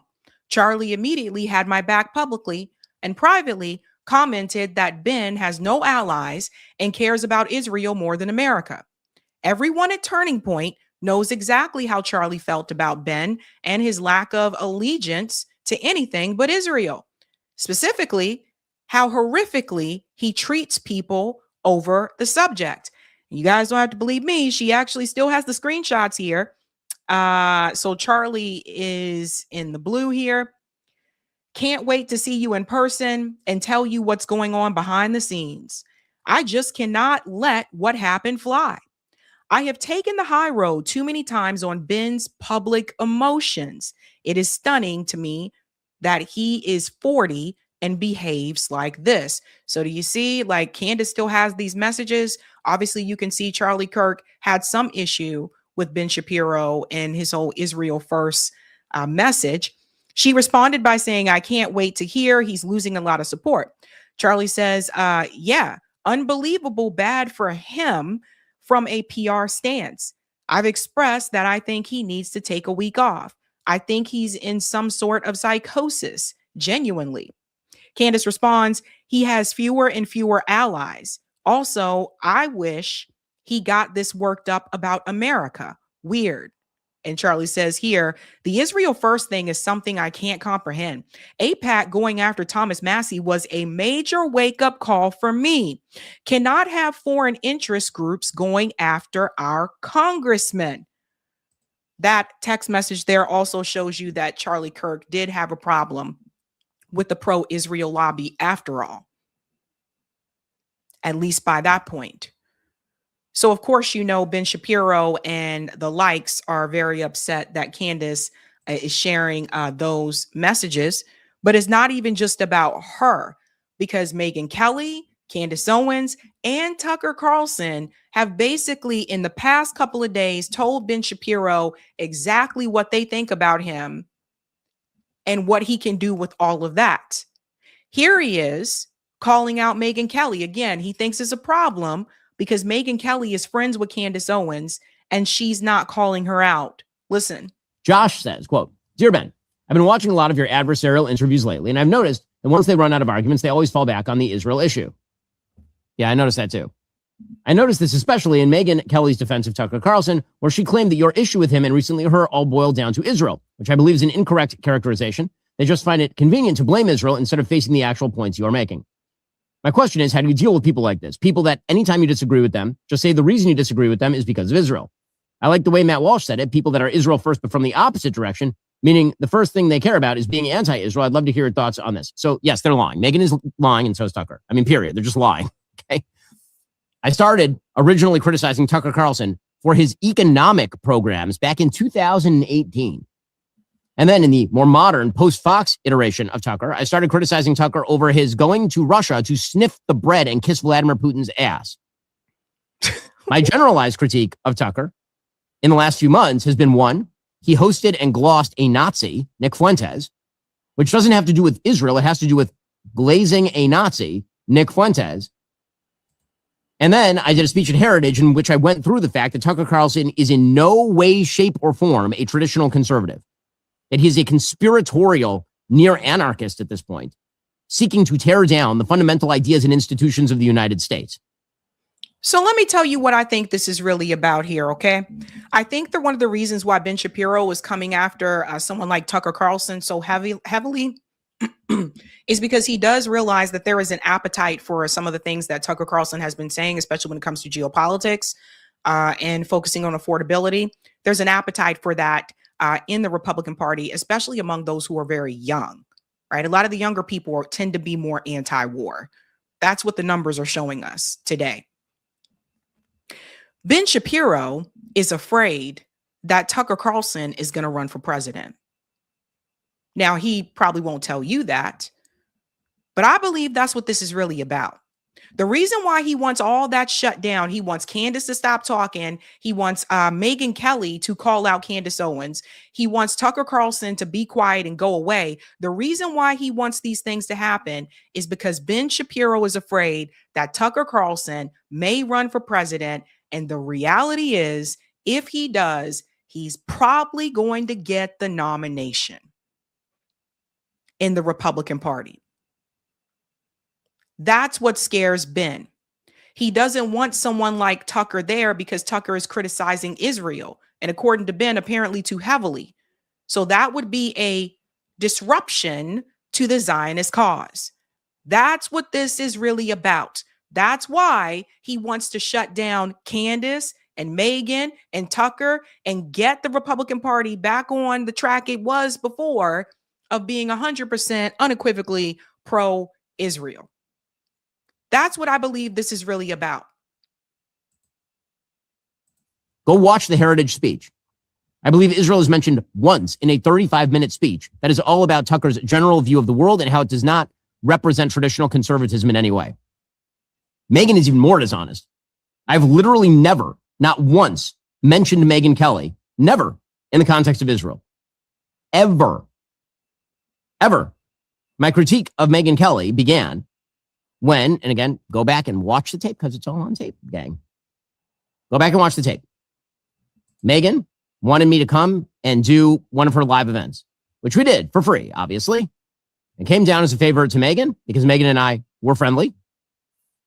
And of course, we'd had a long-standing business relationship in which we had really, really helped her launch her business, which she freely admits or admitted at the time. I don't know if she does anymore. She used to have me on her Fox News show sometimes. Now I see she's taking credit for my entire career. Well, congrats, Megyn, I suppose. And see if you're happy about your decisions. I disagree about my career trajectory, but that's fine. If you want to take credit, sure. In any case, my critique of Megyn on the stage was, why don't you call out Candace Owens for implicating Erica Kirk in the murder of Charlie Kirk? That was my critique on the stage. And why don't you call out Tucker Carlson for glazing Nick Fuentes, the leading enemy of Charlie Kirk? Because Nick Fuentes despised Charlie Kirk, and the feeling was mutual. And all of those people seem to have something in common, and that's that they have been criticizing Israel and not as much before, except for Nick Fuentes, right? So again, it goes back to the Erica Kirk stuff. Why is Ben Shapiro defending Erica Kirk harder than Erica Kirk is defending herself? And why does he seem to be that one podcaster on the right that is continuously coming to her defense? Like, I've heard others like Brandon Tatum and them say something here or there, but this guy, he's been really driving it home, driving it all the way home, constantly defending Erica Kirk. What's in it for Ben? Just something to ask. That was my critique of Megyn. And then she went on to claim that I was lying about Candace and that actually Candace was even, quote unquote, defending in her own way Erica Kirk. Well, that didn't age amazing, as it turns out. And then at TPUSA, I called out Candace and Tucker for refusing to call out Candace Owens for what she had been doing to Erica Kirk, for refusing to tell the truth on issues and instead programming toward the clicks, for their unique cowardice in making conspiratorial claims without evidence about, say, Jeffrey Epstein and President Trump.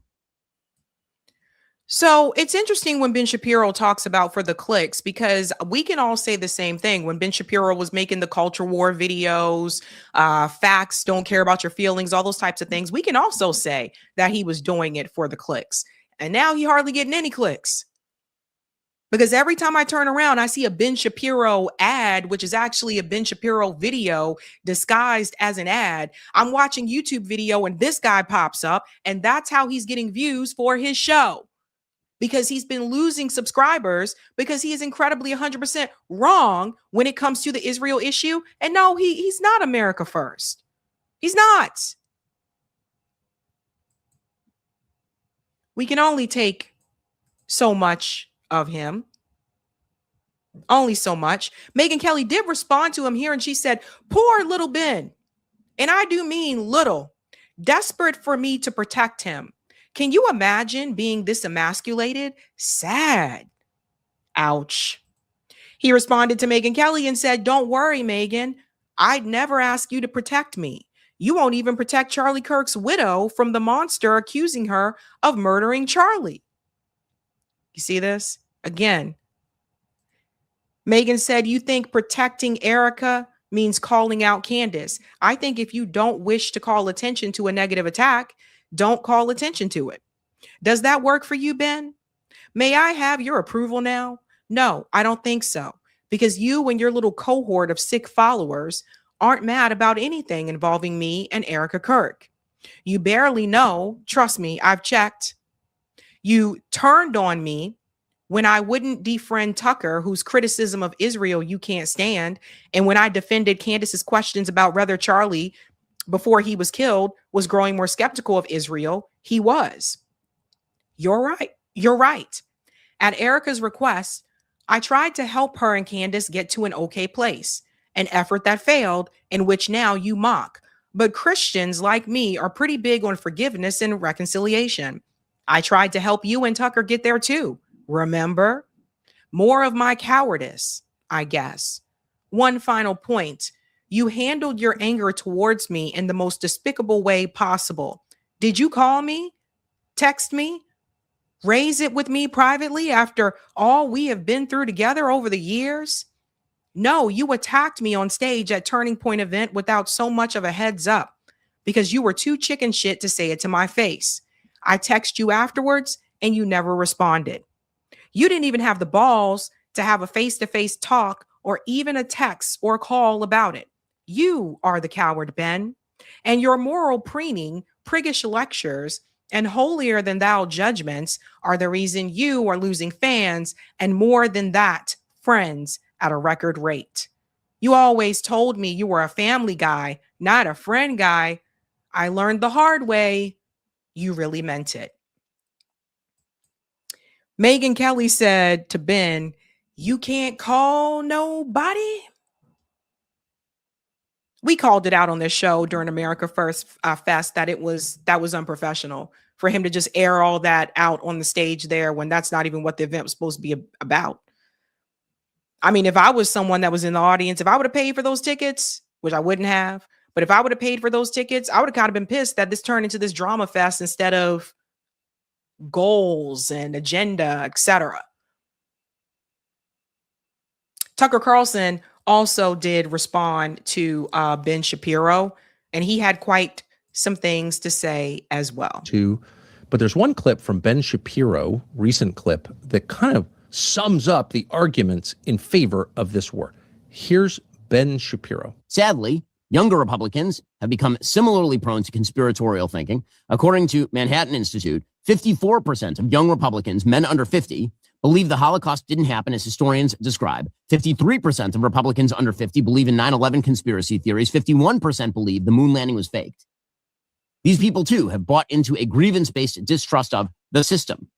And it's showing in their embrace of psychotic figures and disconnected politics. America is a force for good in the world. Radical Islamists are evil. American allies who demonstrate strength are an asset for us. Terrorists are bad. Members of the grievance party are losing their mind over this, and now they've been relegated to basically rooting for Iran to win. So members of the grievance party, meaning Democrats and members of that horseshoe right, have decided that after paying lip service to the horrors of the mullahs, the true horror is American interventionism and destruction.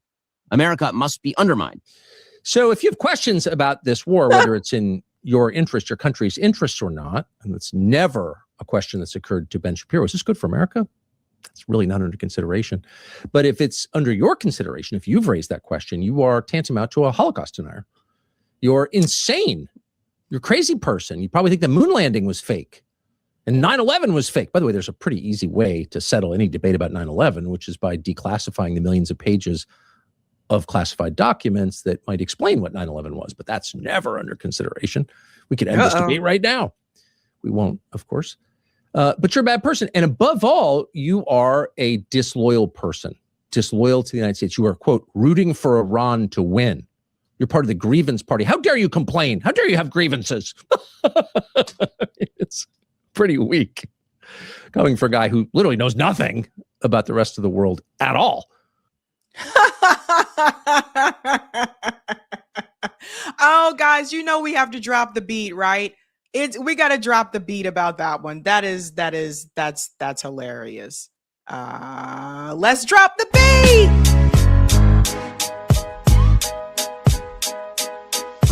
Drop the beat. Dance with me.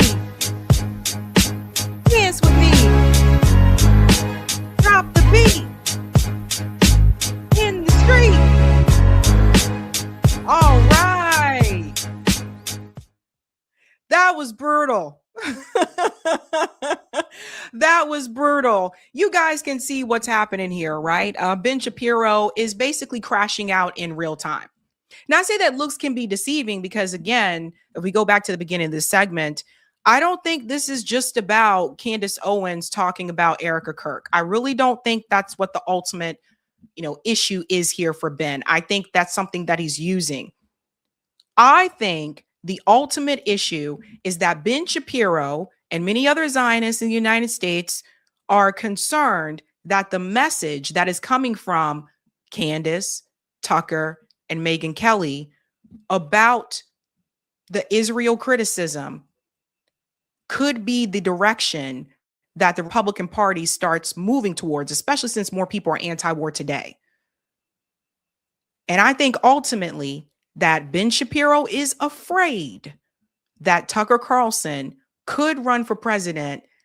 And if he does, he could get that nomination with the Republican Party. And depending on who he chose for a running mate, who knows? He could possibly win by running on a populist message that is actually America first and is against all these wars. That's what scares Ben Shapiro. He already got his marching orders from the pro-Israel lobby, from his buddy Netanyahu and alike. He already got the marching orders. He already knows what to do.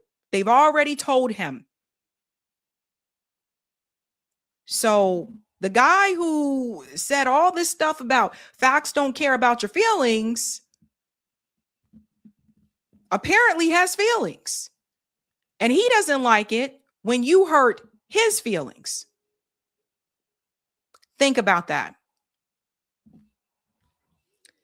We got to go to the next segment here, ladies and gents. Let's go ahead and shout out some of the super chats, and then we'll keep it moving and grooving. Thank you for the super chat. Amen and Grace says, hi, Sabby. Hello. Thank you, Courtney. Hey, the new intro hits hard. Thank you, Courtney.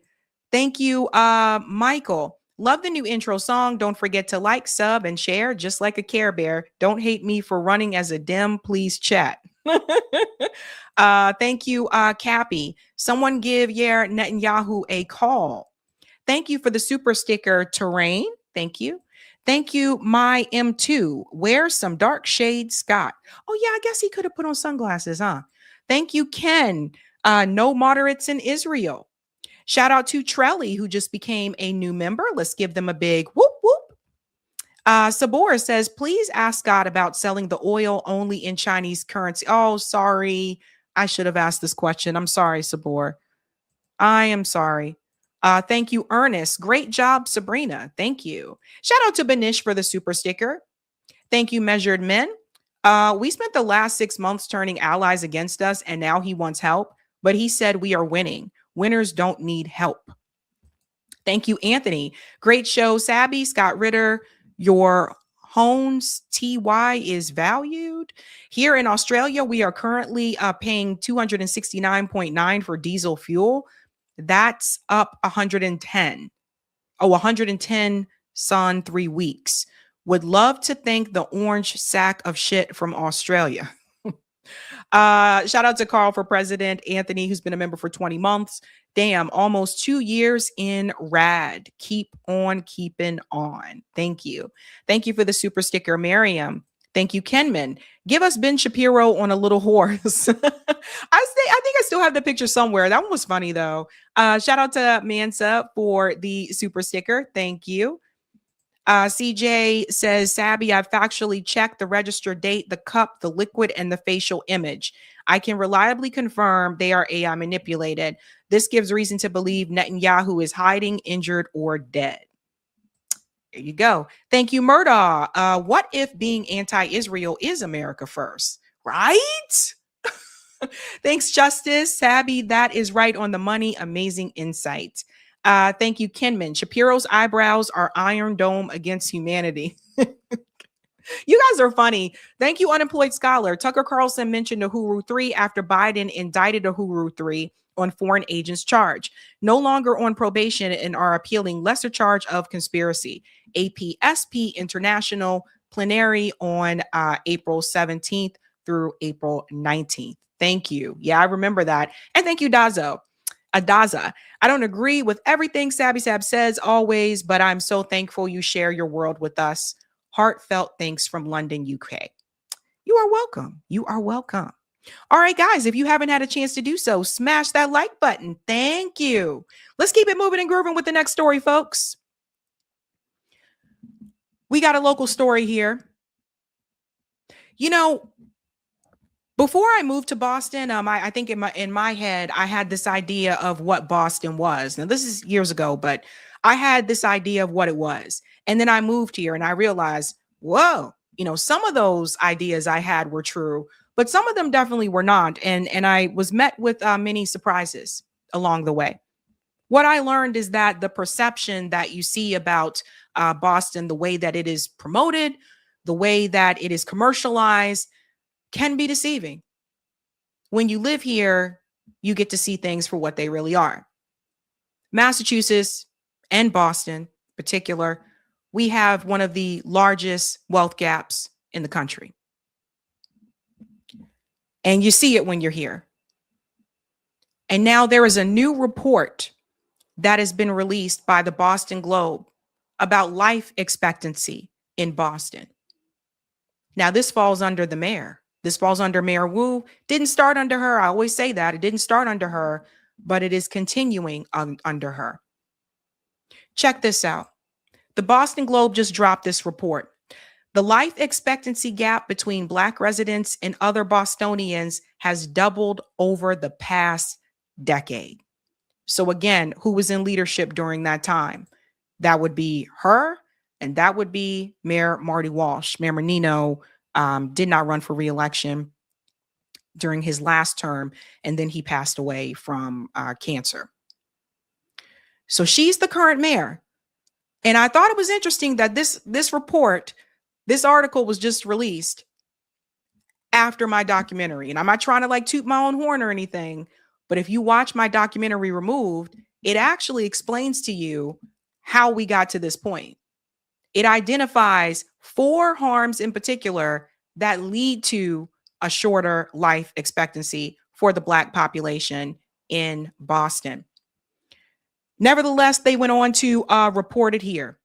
Massachusetts residents are living longer lives than nearly the rest of the country. But in Boston, you'll find the life expectancy for Black residents is lagging far behind the rest of the city. The gap between how long Black residents are living compared to the rest of Boston has doubled. Black residents are twice as likely to die before the age of 65. This is largely due to preventable deaths such as dying of drug overdose or cancer, according to a new city report. Hold on to that age 65. What happens at 65? Who knows? Somebody in the chat, where the boomers at? What happens when you turn 65? Can't you apply for Medicaid, Medicare? Aren't you eligible for Medicare by that time? Social Security? Right. But if you're dead, the government doesn't have to give you those benefits. We have been seeing over the years multiple times as well. I've covered some of it on the show this time. You notice a lot of people, even a lot of like the Black like celebrities aren't making it to 65. Now, again, like I said, in my documentary, it explains why these things happened. So if you don't make it to 65, then you don't get these benefits. This is another thing, too, that I talked about before when we talk about universal health care. Beside the fact that pharmaceutical companies obviously want to make money and they don't want to give you universal health care in this country, even though many other countries in the world have it. There's also the fact that they did not want everyone in the U.S. to have universal health care because they didn't want Black people to get health care. That's the same thing for Social Security, by the way. That's why you can't get into your 65. Because the idea is that we wouldn't make it that long.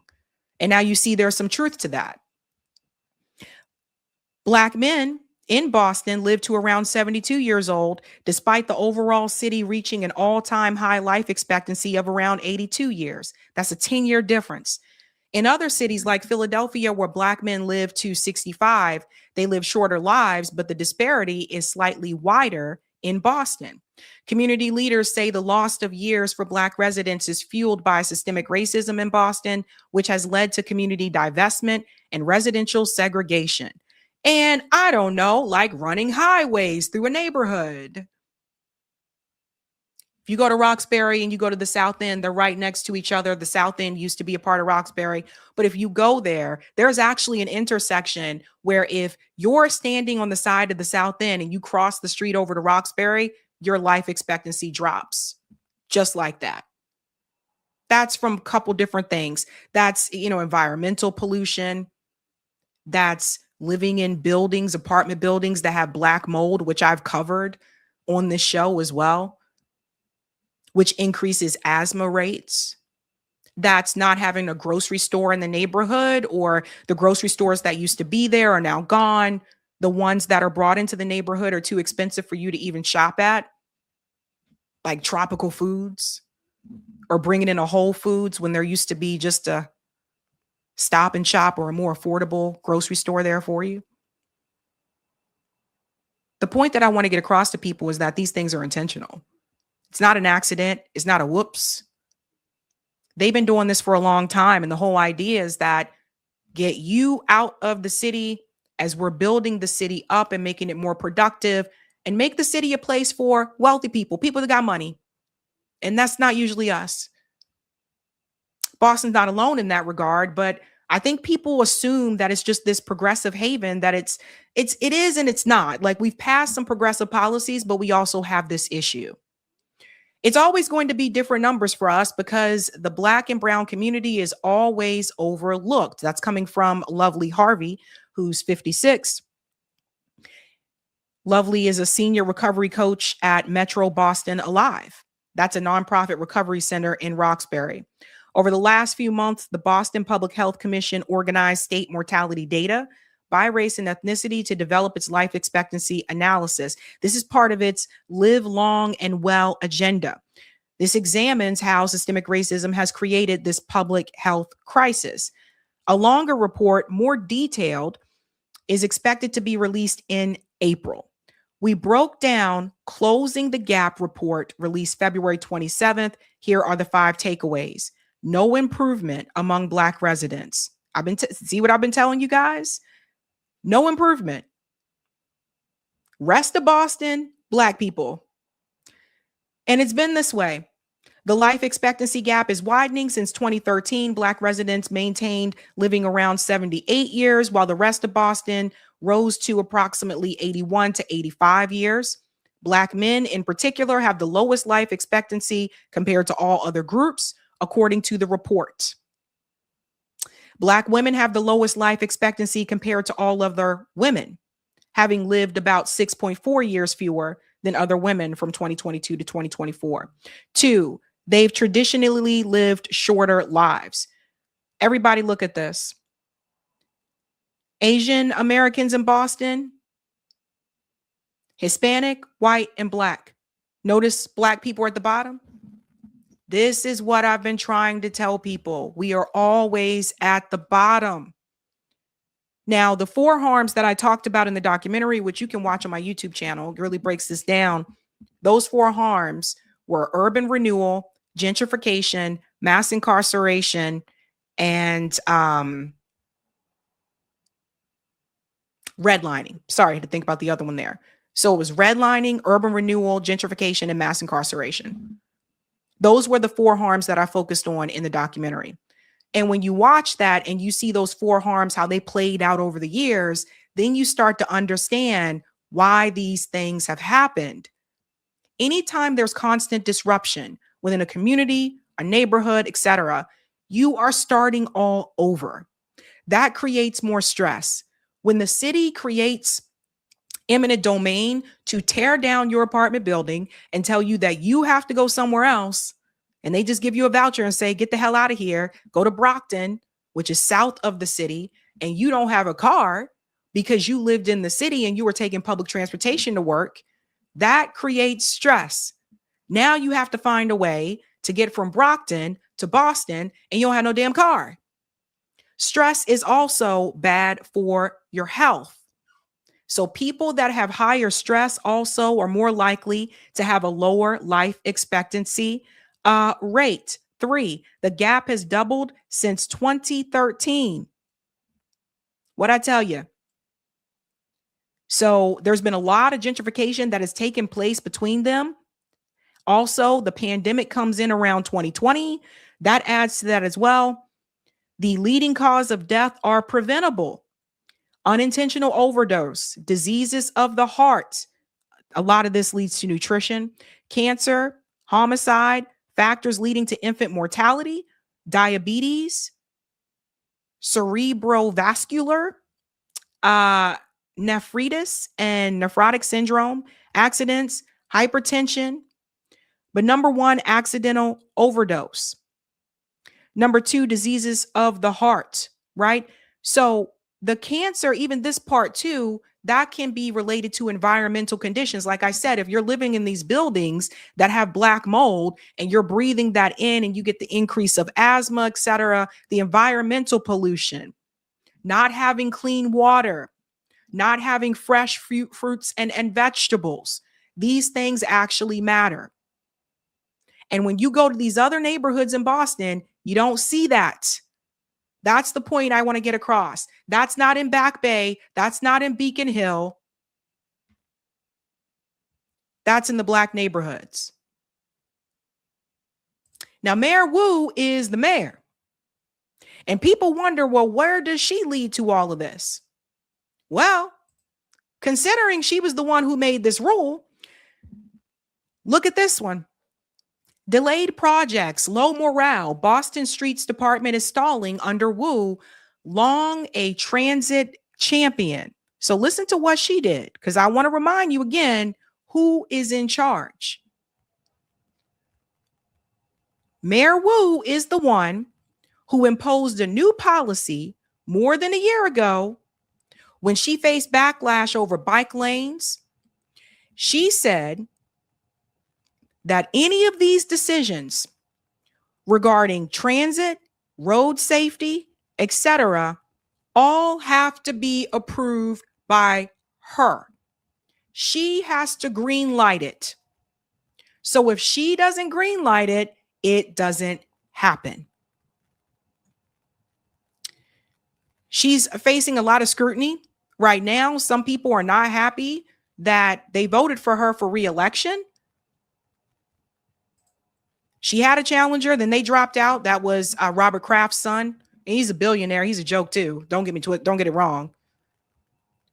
But ultimately, she ended up running unopposed in the end. And that's how she was reelected. So this is where I say we have to hold people accountable. You can't just continue to reelect someone just because. She's one that made a lot of promises, especially when it came to the housing issue. That was like her big MO. But if you look at my documentary, I'll show you this here. Again, like I said, it's on YouTube. It's called Remove Black Erasure in Boston. I'll show you this segment right here to show you how she lied through her teeth. This was a property that I visited in person. This is what people are breathing in.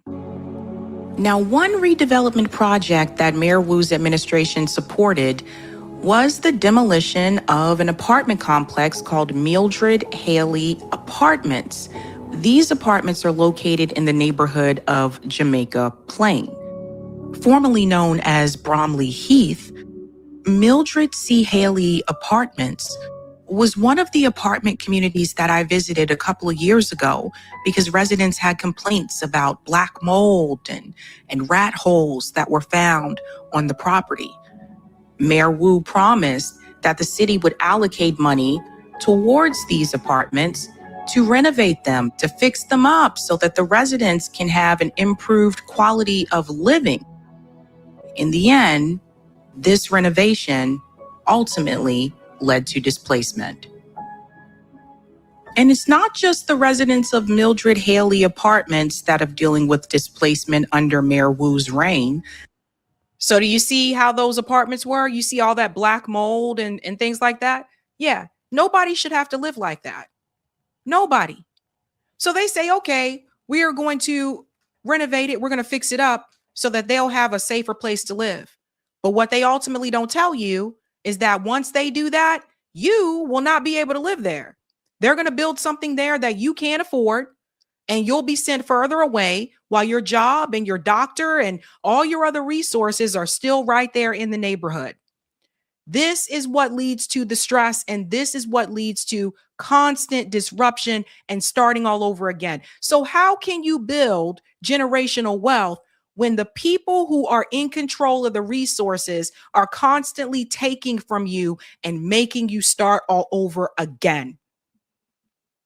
She's no better. She talks a good game on TV. She stands up to Donald Trump on TV. But this is the same person who was when she was approached by protesters who were punched and beaten by the police, had nothing to say. Because she backs the police. She backs Israel. Oh, yes. So we have to be very careful about these people who come to different communities and say that they're running this populist message, this progressive message, and they're going to fight for you. And in the end, they end up being just not that much different than the predecessor. And they end up working alongside the corporations and for corporate interests. And of course, for the pro-Israel message. The school's another example. At one point, she even wanted to do this with schools. Mayor Wu considered removing the John D. O'Brien School of Mathematics and Science out of a Black community in Roxbury and transferring that school to a neighborhood called West Roxbury. West Roxbury. She wanted to take that STEM school out of Roxbury, predominantly Black neighborhood, and she wanted to transfer that school to West Roxbury, which is a little bit more suburban-like neighborhood in Boston, which is like 99% white.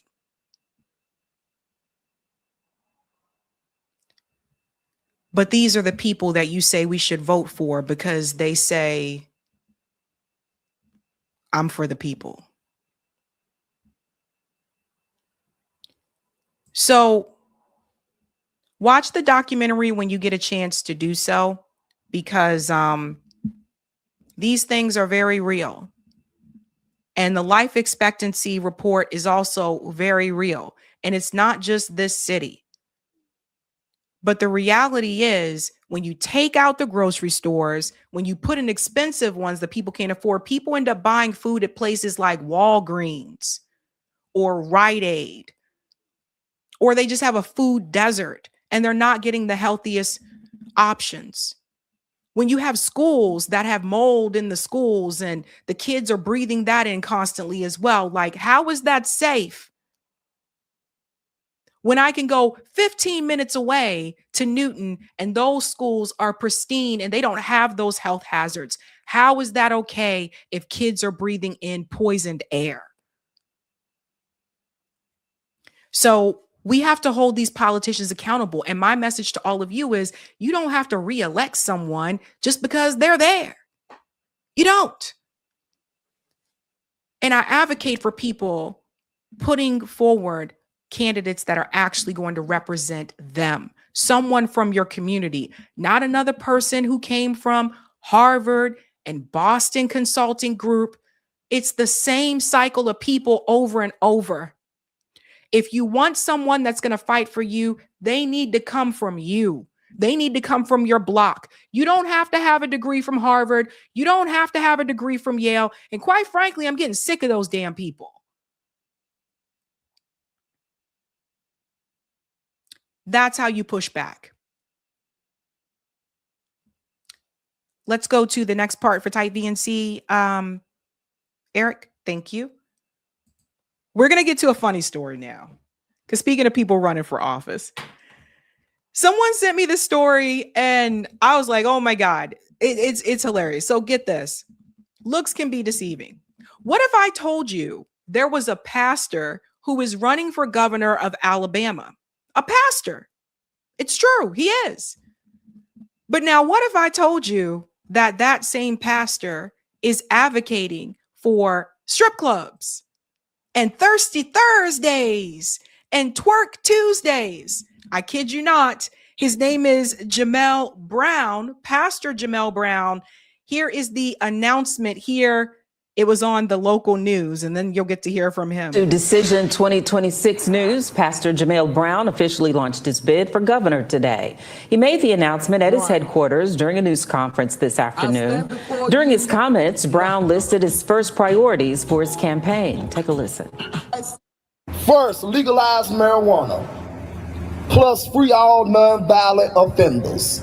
Remove criminal penalties for possession and small sales. Commute sentences and expunge records. Redirect tax revenue to reentry, education, and addiction services. End state sales taxes on groceries now. And Brown is running as a Democrat alongside Will Boyd, Senator Tommy Tuberville, former Congressman Ken McPheeters are running as Republicans. So he's going up against Tommy Tuberville. And I think it's really important for people to see this, because some of the things he said I agree with, like legalizing marijuana. I think every state should have this legalized now. Everyone, like, that should just be legalized federally, but they won't, because the prison industrial complex makes too much money off of those arrests as well. So that's why it's not legalized federally. But check this out. Like, I don't know, like Fire said an honest pastor. Maybe he is just being an honest pastor.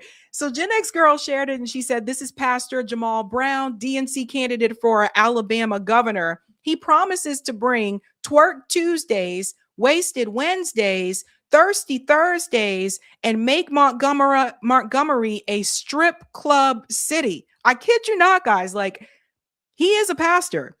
Yes, America, no matter which party you support, you are guaranteed one thing: extreme fuckery. So let's see what.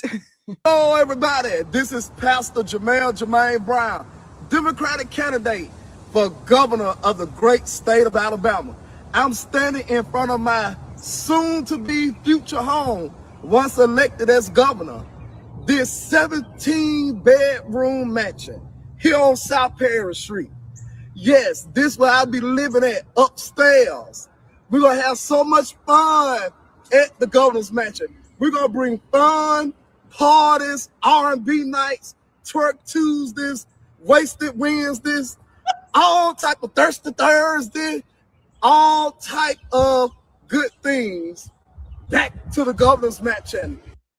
What do you guys think about that? Now, some people see this and they say, well, at least he's being honest, right? At least he's being upfront. We are going to be partying in the governor mansion if I win and I get there. Now, from what I understand, some of the media is avoiding him, maybe because of the Twerk Tuesdays or whatever.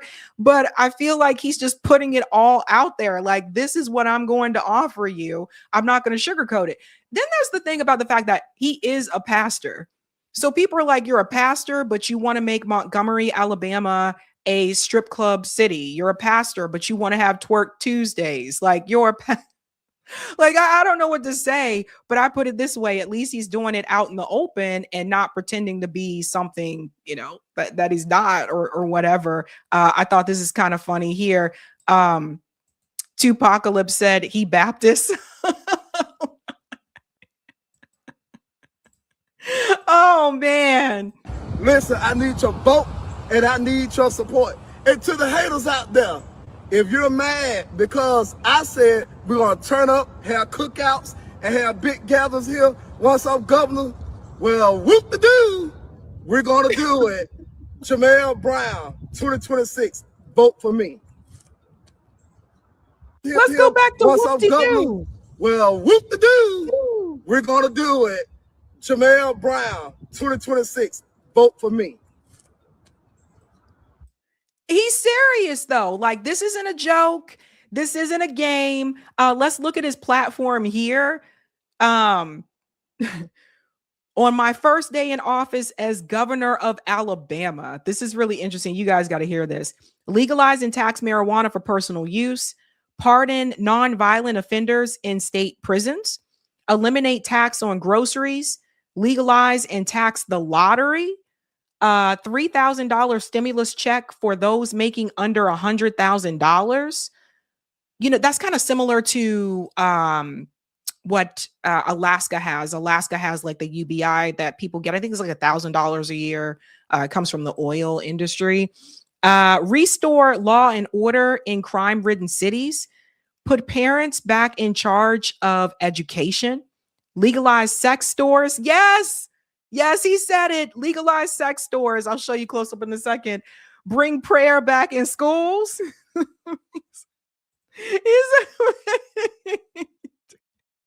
Number 8 is legalize sex stores, but number 9 is bring prayer back in schools. I don't know what to do. Number 12 is make Montgomery a strip club city.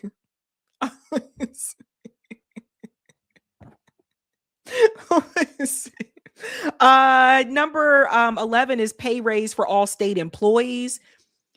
3-month grace period for utility bills. Raise the minimum wage to $25 an hour. Support our veterans. Strengthen the child support system.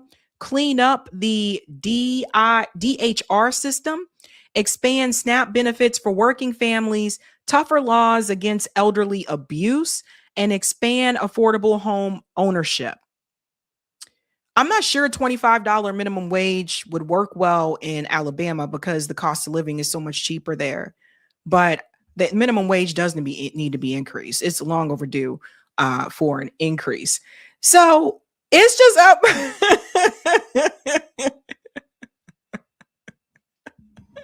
I don't know. The pastor, Jamel Brown, I guess is saying everybody's going to pray at school, and then you got the sex stores and the strip club for the adults, the dildo in the Bible. There's other things I want to show you here. Democrat Jermaine Brown is running for governor of Alabama and giving out condoms on the campaign trail.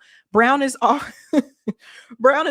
brand new condoms, large and extra large, free on behalf of Jamel Brown for Alabama governor 2026.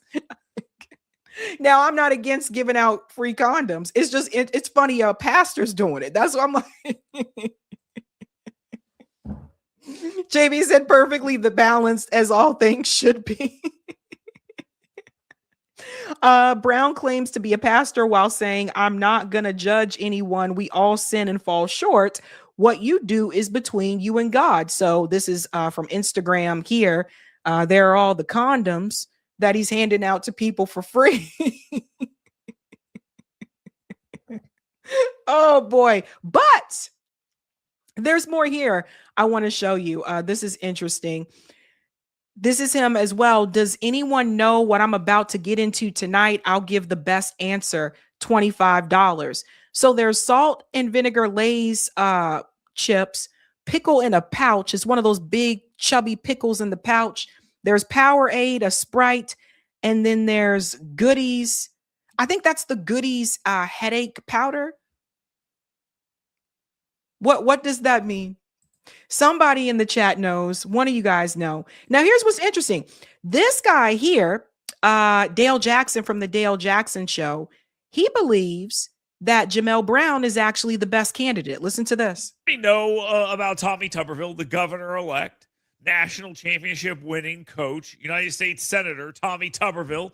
He's got the Republican nomination on lock. But that individual you just saw, Jamel Brown, that guy might be the face of the Democratic Party in Alabama. And I think it's offensive that the media here does not want to give him any attention. And shame on Will Boyd, who's lost a race for every office in the state, and Chig Martin, the two other Democratic nominees, for standing in this guy's way. I'd tell you something about Chig Martin, but all I know is that he likes weed. That's about it. So he has these individuals standing in his way, but he is not going to let that stop him. He's got plans too. I'll give you a couple of them. One, very interesting theme nights in the governor's mansion. We're going to have so much fun at the governor's mansion. We're going to bring fun, parties, R&B nights, twerk Tuesdays, wasted Wednesdays, all type of thirsty Thursday, all type of good things back to the governor's mansion. Listen, I need your vote and I need your support. And to the haters out there, if you're mad because I said we're going to turn up, have cookouts, and have big gatherings here once I'm governor, well, whoop-de-doo. Whoop-de-doo. So I don't know. What do you guys think about Jamel Brown? And if you're in Alabama, I want to hear from you. You know, looks can be deceiving. Just because someone is a pastor doesn't mean they can't have twerk Tuesdays. Let me know. I want to hear from you. All right, ladies and gents. Like I said, that's an interesting story. We have a not so funny story for our final one for the stream tonight. What just was announced from Tucker Carlson is not good for him. And I do want to tell you that if this could happen to him, it could happen to any one of us. Tucker Carlson obviously has connections and resources that I don't have, or most of you have. And it appears that he has been reported to intelligence agencies, and they seem to be trying to build some type of case against him. No, this is not a joke. Let's go ahead and get into that one here. So the other day I found out that the CIA is preparing some kind of criminal referral against me, a crime report to the Department of Justice on the basis of a supposed crime I committed. What's that crime? Well, talking to people in Iran before the war. They read my texts. So the crime under consideration apparently would be the Foreign Agent Act or something like that, acting as an agent of a foreign power. And I don't expect this to go anywhere. I'm not too worried about an actual criminal case against me for a bunch of reasons. One, I'm not an agent of a foreign power. Unlike a lot of people commenting on U.S. politics and global affairs, I have only one loyalty, and that's the United States, and have never acted against it. Its interests are the only interests I care about because I'm from here and I have a lot of kids. So that's not a concern. I've also never taken money from anybody. Don't need it, don't want it, and that's provable. And moreover, it's my job to talk to everybody all the time and try and figure out what's happening around the world. That's literally what I do for a living. And I'm not going to stop doing that, nor should I don't think. I'm also an American. I can talk to anybody. I have no secrets to divulge. But I don't think this is just about Iran. That was probably the last straw. Remember, Tucker Carlson went to Moscow and interviewed Vladimir Putin, and obviously Western media, and of course, all of DC politics, the swamp, was very angry at Tucker Carlson for having that conversation. Meanwhile, many of us sat there and we watched that interview and we learned quite a bit. We learned quite a bit about what Western corporate media was not telling us, the information that they were leaving out. I always tell you there's two sides to a story, and we should be able to hear both of those sides. But that's not the case, obviously, with corporate media, especially when it's about war and they have their own propaganda. So I don't think it's just Iran. I think it's because he went to Russia and interviewed Vladimir Putin. And then also they said, well, he was, contacting people in Iran before the war. So have other people. But don't forget that interview that he had with Mike Huckabee, where he exposed Mike Huckabee to be the lying cuck that he is. That also matters. And Mike Huckabee also revealed to everybody that Israel could take all of it. Remember that? So I question the timing of a lot of this. Then we'll get to who apparently reported him. So legally, I think the case is ludicrous, and I doubt it'll even become a case. I'm bringing this up for a couple of reasons, though, and they're pretty obvious. One is that countries tend to become more authoritarian in wartime. It's just the nature of war. People are dying. The stakes are high. People's emotions have risen to a very high point, to a crescendo. And so there's much less tolerance for any kind of dissent in the homeland. The irony, of course, is the United States fights wars on behalf of freedom, but there's always less of it here in our country during war. So that's a widely recognized phenomenon, and it's likely to happen now too. Another point to make that is worth knowing is that the USIC, the intelligence agency, spy on Americans. Now, you probably knew that, and it's been revealed a lot, including by Julian Assange and Ed Snowden, both of whom are threatened with death for revealing it, but everyone knows. But it's probably a little more widespread than most people understand. And it's outrageous. There's no justification for your government, which you own, you're a shareholder in it, you pay for it, to be violating your privacy like this. But it happens all the time. And in fact, and notice how he said that they saw his text messages. So everyone listening, and I know you guys are smart, but I just want to say this again for the record. Text messages are not private, even though you think they are. Group chats are not private, even though you think they are. Discord, Twitter DMs, those things are not private, even though you think they are. Let's all remember that one of the reasons that CIA, or people within CIA, just to be clear, it's a huge, sprawling, disconnected agency. What it does in a specific case doesn't represent what everybody in the building thinks, but there are some people who are mad at me for my views about Israel. And they have some latitude. And one of the reasons they pass on criminal complaints, in effect, to law enforcement is to justify warrants for spying on Americans. So that is an absolutely real thing. But the main reason they do it is to leak the existence of the investigation, such as it is, to the media. and then humiliate and terrify the subjects of this op. And that's, of course, happened to me repeatedly, many times, including in famously 2021 when I was still at Fox News and trying to set up an interview with Vladimir Putin. And the NSA, I heard from someone there, had grabbed my text messages with an American citizen and had leaked them to news outlets. Those texts were basically my attempts to set up an interview with the foreign head of state, and they leaked them to the New York Times. And this is where it comes to the point of you should have the ability to practice journalism anywhere, anytime. That's my belief. But we don't. Because if that was the case, Julian Assange would have never been arrested. We really don't. You should be able to interview whoever you want to interview. But that's not the way it works. It is interesting, though, this whole FARA claim, when we have Americans right here in the United States that work on the behalf of Israel or work for Israel, get paid by Israel, and they're not registered.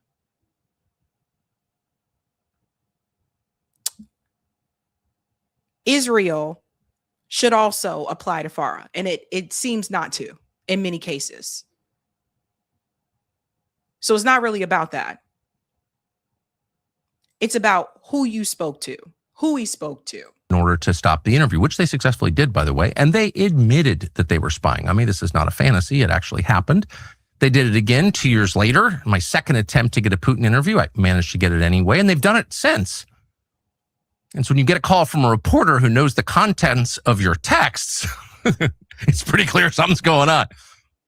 None of this, in my judgment, as of right now, is a huge threat to me. So I'm not making this video to complain about it or whine or ask you to send me money because I'm under attack.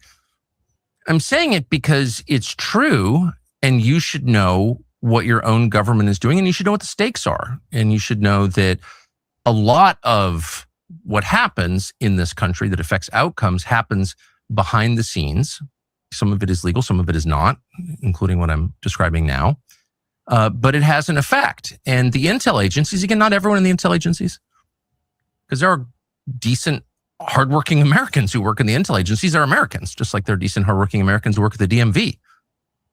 But there are also people with agendas and grudges and no sense of restraint who are happy to misuse the power they have, granted them by our elaborate secrecy laws, to hurt fellow Americans for ideological reasons. That is entirely real. That's the story of Russiagate. So one thing I want to say here is that you can't compare the DMV to the CIA. These are two totally different things, Tucker. I think you know that. I think you know that these are two totally different things. But Tucker Carlson's father, apparently had worked with the CIA. So you would think that he would be 100% protected. Well, Laura Loomer, I know a lot of you know about her. It sounds like she was the one who reported Tucker Carlson to Intel. If you've been watching my show for the last 2 years, you have heard me over and over again speak about how Tucker Carlson is violating FARA. This is the same woman who puts Israel first, saying somebody else is being paid by another country. This is why I reported him to the FBI and the DOJ, and why I brought my findings to the attention of the White House. FARA is real. And if you violate it, you go to jail. Tucker thinks he's above the law because his son works in the White House. Well, he isn't above the law, and I hope he is given serious jail time and fines. Laura Loomer reported him. Her of all people. That's the insanity here. That's the craziness of all of it, folks. But you have to prove that someone is actually getting paid by another country. And if they can't prove that, this will just all go away, which apparently is why he doesn't seem to be stressed about this, right? He's like, I have nothing to hide. There's nothing they can get me on here. And I think Laura Loomer knows that too, but the goal is to smear. The goal is to damage. And I want to say this. As I said with the whole Ben Shapiro situation, These people, they are afraid that Tucker Carlson's message, him, Candace Owens, Marjorie Taylor Greene, etc., they're afraid that that is convincing too many people on the right, and that if Tucker Carlson or someone like him were to run for president, they actually have a chance of getting the GOP nomination. That's what they're afraid of. Because the majority of Americans, from what I've seen, the majority of Americans are not pro-war anymore. That's the big problem. So she reported Tucker Carlson. But I do believe in karma. I want to show you this as well. She has her ties. Let's stop pretending Laura Loomer does not have ties to a U.S. designated terrorist organization. Keihan Kai is listed as a U.S. specially designated global terrorist group. Laura Loomer supports them on social media constantly. How is she not investigated by the State Department? Here's an example here of her tweeting. She says, Jews in New York City will soon be saying Mayor Kahani was right. I like Nick and I like Kahani. Kahani was right about everything. Then he was shot and killed by a Muslim in New York City for being right. We need to bring back the JDL. So these are examples that he's using here. Sanction list search here. You guys can't see. I don't know it's very small, but it's right here. Kahani right there. So Laura Loomer did this damn mess. But I believe in karma. Laura Loomer was just recently in India, and they had something for her ass. Because Laura has said many racist remarks about people from India, and also, of course, especially about Muslims. Now, let me explain why I think she was on this trip. She will apologize in this video, but that's not why this is not what it's about. She don't give a damn about the remarks she made about people, the Indian people. I believe that Laura Loomer is there in India because her goal is to convince more of them to be anti-Muslim. Israel is trying really hard to build some type of, I guess, stronger alliance here with Israel. And there does seem to be some Islamophobia also in India. I believe that's why she was sent there. But they did call her out. And I thought this was funny to watch. Decrease in some of those harsh comments online. Laura, can we address the elephant in the room? First up, would you want some water or are you carrying your own? Oh, I think I'm fine. Yeah. You're good? Okay, yeah. Great. So there have been certain tweets, Laura, which, because you're in India right now, and you know what you've done, and let me say this, it's a feat, because by the virtue of those tweets, you've done the impossible. You've got the left in India and the right in India come together and being uncomfortable with those tweets. So in that way, you know, there's a lot to thank you because that rarely ever happens in India. Wow. But they've come together in the criticism, Laura, of some of your tweets earlier. You've deleted most of them, on what you perceive is your image of India and Indians. Do you regret it? Because you deleted them. So that's why I ask you. Well, Twitter deleted some of them. I had no choice but to delete some of them because Twitter actually locked my account, believe it or not. In the aftermath of that, they actually, restricted my account in December. This is what I'll say. I'm not going to apologize for my comments about the H-1B visa program because my job is to speak for Americans and to stand up for American interests. And our immigration laws have been exploited and abused, and our labor laws have also been exploited and abused. And I basically consider Laura Loomer to be a spy, an agent. Her interests are not America first. Her interests are Israel first. She is pro-Israel to the T. And she's one of those people that she pretends like she's America first when she's really operating for the Israel first agenda. She fooled a lot of people over the years. She's also fucking crazy. I mean, her father actually said these things about her, that she is not mentally well. So Keep that in mind. It gets worse. Watch. Going to continue being an advocate and a fighter for American workers who are struggling to find employment because they're told they're not the best and the brightest in a field, right, in Silicon Valley and tech that is dominated by over 70% imported foreign labor, mostly from China and India. What I will say is that I shouldn't have said some of the things that I said in the other tweets, not about H-1B. And I apologize if my remarks offended people. And I'm here in India this week, and I'm spending several days in India where I'm going to be, traveling the country. I'm very excited to be here. Everybody's been, very friendly. I'm very happy to be able to experience India myself. But I will say I don't have hatred in my heart for India or Hindu people. I'm an advocate for Hindus. I speak out against the brutality of Islam that has persecuted millions of Hindus around the world. There it is. Ding, ding, ding, ding, ding. That's why she's there in India, traveling across the country to get more of them to speak out against Islam. That's the whole mission. She don't give a damn about the Indian people. She's just there to spread more propaganda. There you go. So it is up to the people of India to decide whether or not they are going to allow Laura Loomer to use them as a vehicle to accomplish this mission for Israel, or if they're going to shut the door in her face and not listen to the propaganda. Because honestly, I feel like she shouldn't have been invited there in the first damn place. Why did you even bring her there?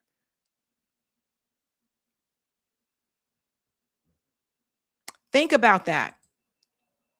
And I don't come from a place of hatred. My comments come from a place of love for my people and my country. Where do you see India-US relations go from this place? And personally, I believe you have some good news to share even on the personal front. I believe you plan to travel to different parts of the country now. Yeah, I actually brought my fiance with me. I just recently got engaged, so I'm getting married. And I thought, wow, it'd be really great to do my engagement photos at the Taj Mahal. So I'm going to do some photos at the Taj Mahal for my engagement. It'll be exciting. Well, congratulations. Didn't a Muslim build the I think I have the picture of that. I think a Muslim built the Taj Mahal.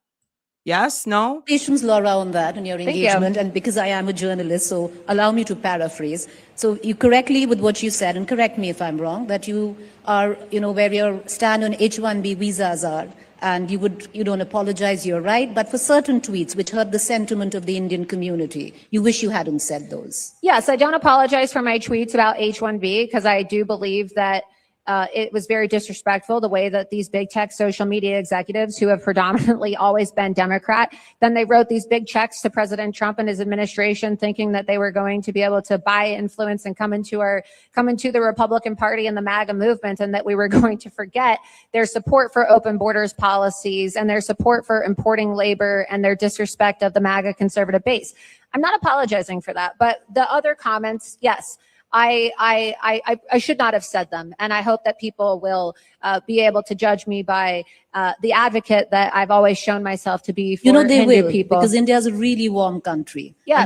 And they're going to embrace you. You're going to Taj Mahal. You're going to have a fabulous time. They're going to love you and your fiance, because that's what we do. We have a lot of love. Yes, to and forgive as well. I've seen that. I've felt a lot of love here in India, and I look forward. I hope to be able to come back to India in the future as well for future conferences and to be a part of this expanding alliance between the United States and India and Israel. Yeah. What I tell you, that's the whole goal. I would say you shouldn't be warm and welcoming to her, but not everyone was. In fact, this guy, this guy in the audience was not warm and welcoming to Laura Loomer. Some people are calling him the uncle who came in. There's always that one. There's always that one person that is going to speak out and say, yeah, I'm not buying all of that. Let me go at her the way that all of you should go at her. So this guy in the audience let Laura Loomer have it. which the White House will smell like curry and speeches will be facilitated via a call center. You then went on to say our country was built by white Europeans, not third world invaders from India. I think you should do more than just express regret. From what I can see, you're brazenly racist and Islamophobic. And I'm sorry to say that we have Atiti Devo Bhava in this country where we welcome all, but your comments smack of anti-Indianism, worse still, Islamophobia, and even worse, racism, which has no place, ma'am, in today's world. So get real, ma'am. Sorry to say that, but that comments are unacceptable to me as an Indian and as a world citizen. Let's see how you do under pressure. Let's see how you do under pressure. Give them a name to remember. Hey, let's see how you do under pressure. Let's see how you do under pressure. A moment can live on forever. A moment can live on forever. Where is this guy when you need him, huh? Look at the look on this woman's face right here. She's like, oh no, he's going to say it. But it needed to be said. So while she is reporting Tucker Carlson and saying that he needs to be registered under FAR and that she actually hoped he goes to jail, calling him basically a foreign agent, she is in India trying to promote Islamophobia on behalf of the US, yes, but also Israel. So looks can be deceiving. Not everybody is there for what they say they're there for. We have to pay attention to all of it. And again, like India, they have to decide if they are going to buy into her bullshit or if they're going to think for themselves. Ultimately, at the end of the day, unfortunately, money ends up making a lot of these decisions. All right. All right, ladies and gents, that is it for me, fam. Hey. That is it for me for Sunday's live stream. Eric is going to come on and close out the show and read the rest of the super chats. Thank you guys so much for your time today. Really appreciate you. I will be back live on a Tuesday evening. So I will see all of you guys then. And again, continue to have a great weekend, the rest of your weekend. And if you're celebrating St. Patrick's Day, be safe. Nah, have fun.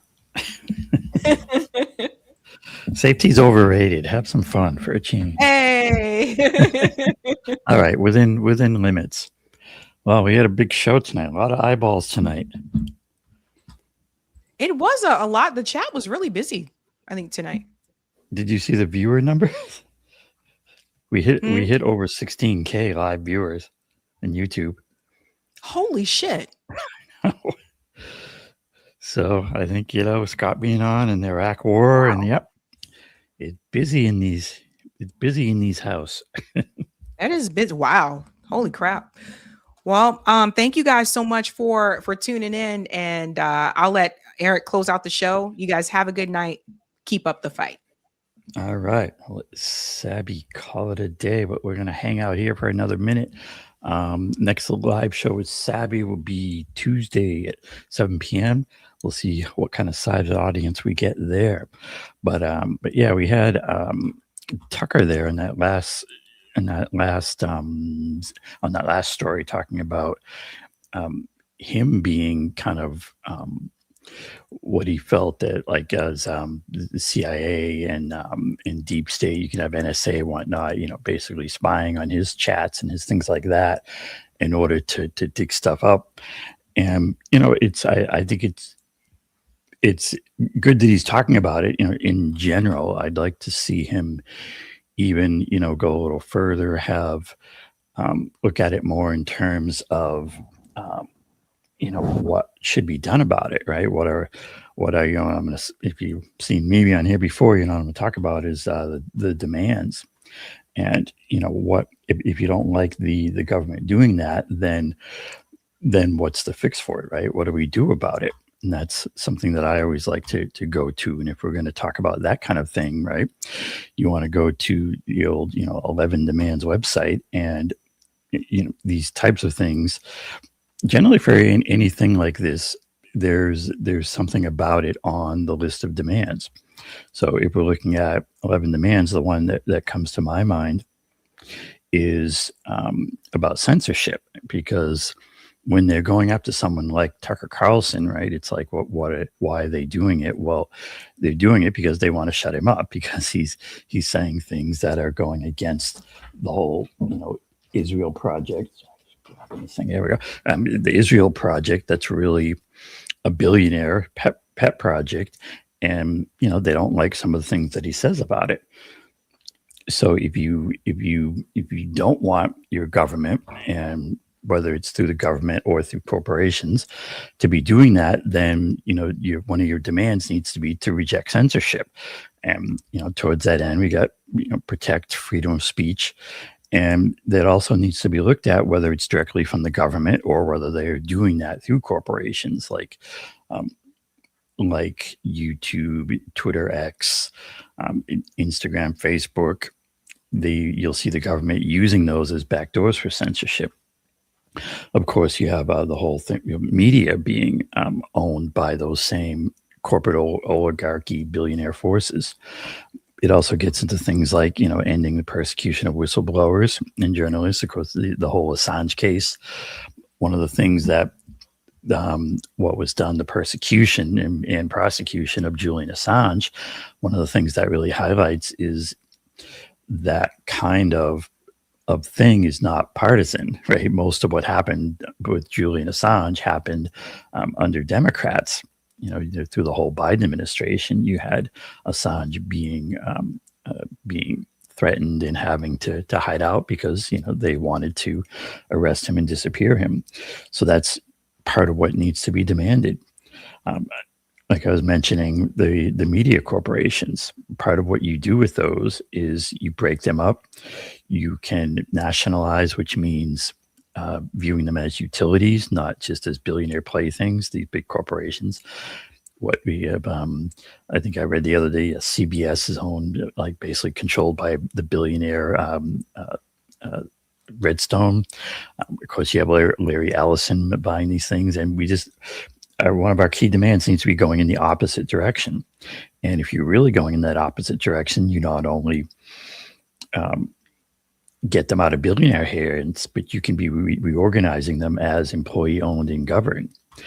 Things like common carrier style rules, that gets into FCC and those kind of rules of how these things operate. And it's this key thing of the media corporations and even things like telecommunications and internet should be run on these common carrier style rules, which means that they're just open to everyone. They're part of the commons, and you have to stay away from those things like policing political speech and all these things. And of course, that kind of policing is there to benefit that oligarchy, to benefit that power system. This one's important, disallow deletions and deplatformings except via a process that is transparent, fair, and democratic. It gets into due process. So that was a connection I made with what Tucker was talking about. And again, we have to be clear about connecting these things into demands. And that's what 11 Demands is all about. The other one I thought of with the guy who wasn't the most serious candidate there running for governor, but he was saying, talking about the minimum wage, and there was the idea of should it be $25? Someone in chat said maybe it should be 18. I would propose that as a demands-based movement, we should be demanding a standard of living, not just a minimum wage. And if we talk about these things in terms of standard of living, then you're not really. You don't have to deal as much with these numbers and say, well, should it be this wage or this wage? You say, we're going to make, the minimum wage a real living wage. We're going to provide the basics for everyone, the housing, food, education, job guarantees. Social Security style benefits, parental leave, of course, healthcare gets into that. And if you have a society that provides those things, then it just becomes a very different world. And you don't have the situation where, oh, if someone doesn't make a minimum wage, then they're basically starving, or they're going to need public benefits just to eat. If you have a world where we just make it the standard that we provide these things, then it's just a different system, a different world. And people have trouble even imagining that kind of a world. But what 11 Demands is trying to say is do more than imagine it, demand it. And as with all these things, it always comes back to government. Right? While we have this deeply corrupted government that works for the billionaires, we're never going to have really any of these things. And we're going to have this crazy, chaotic, ridiculous world that we see now. If we get together and start really working towards fixing that issue, the big money corruption in politics and government, then we can start turning it around. But it's going to take the 99% really working together and making it happen. So, and then in terms of solutions, this first one gets into the various solutions of how you would fix that big money. So if any of that's of interest, do check out 11demands.org, which you can see the URL there. There's an 11 Demands collective that you can check out. If this sounds good to you, you can join. And the idea with the collective is that is you're basically saying that, yes, I agree with these concepts, and you're the person joining up with it. I'm going to be an advocate for these concepts. It's a thought collective. So we're going to have more on 11 Demands as usual as we go on. I'm actually working on something special with an 11 Demands event that I'm not going to spill the beans on yet, but there's something I think you'll find interesting on that coming up at the end of the month. And you'll hear more about that. But yeah, next live show Tuesday. We'll probably have call-in then, because we didn't do the call-in for a while. And meanwhile, we do have a number of super chats here in the queue that I'm going to read out here to finish us off. Thanks for this one. Super chat from Rish 999, who says, it's short pain for Israel gains. Trust the process. All right. Maybe that's about what they're saying. And thanks for this one. Hoodwinks. Jamal Brown says, go forth and multiply Tilly. And thanks for this one. Sigmate's Heart. Apologies if I'm reading that wrong, pronouncing that wrong. But thanks for the super chat. They say, this man said life needs balance. Okay. I think talking about that American, I don't know. We'll see. Oh, who knows? Okay, thanks for the super chat. Tuxedo Mask. He was asking, is Benjamin Netanyahu dead?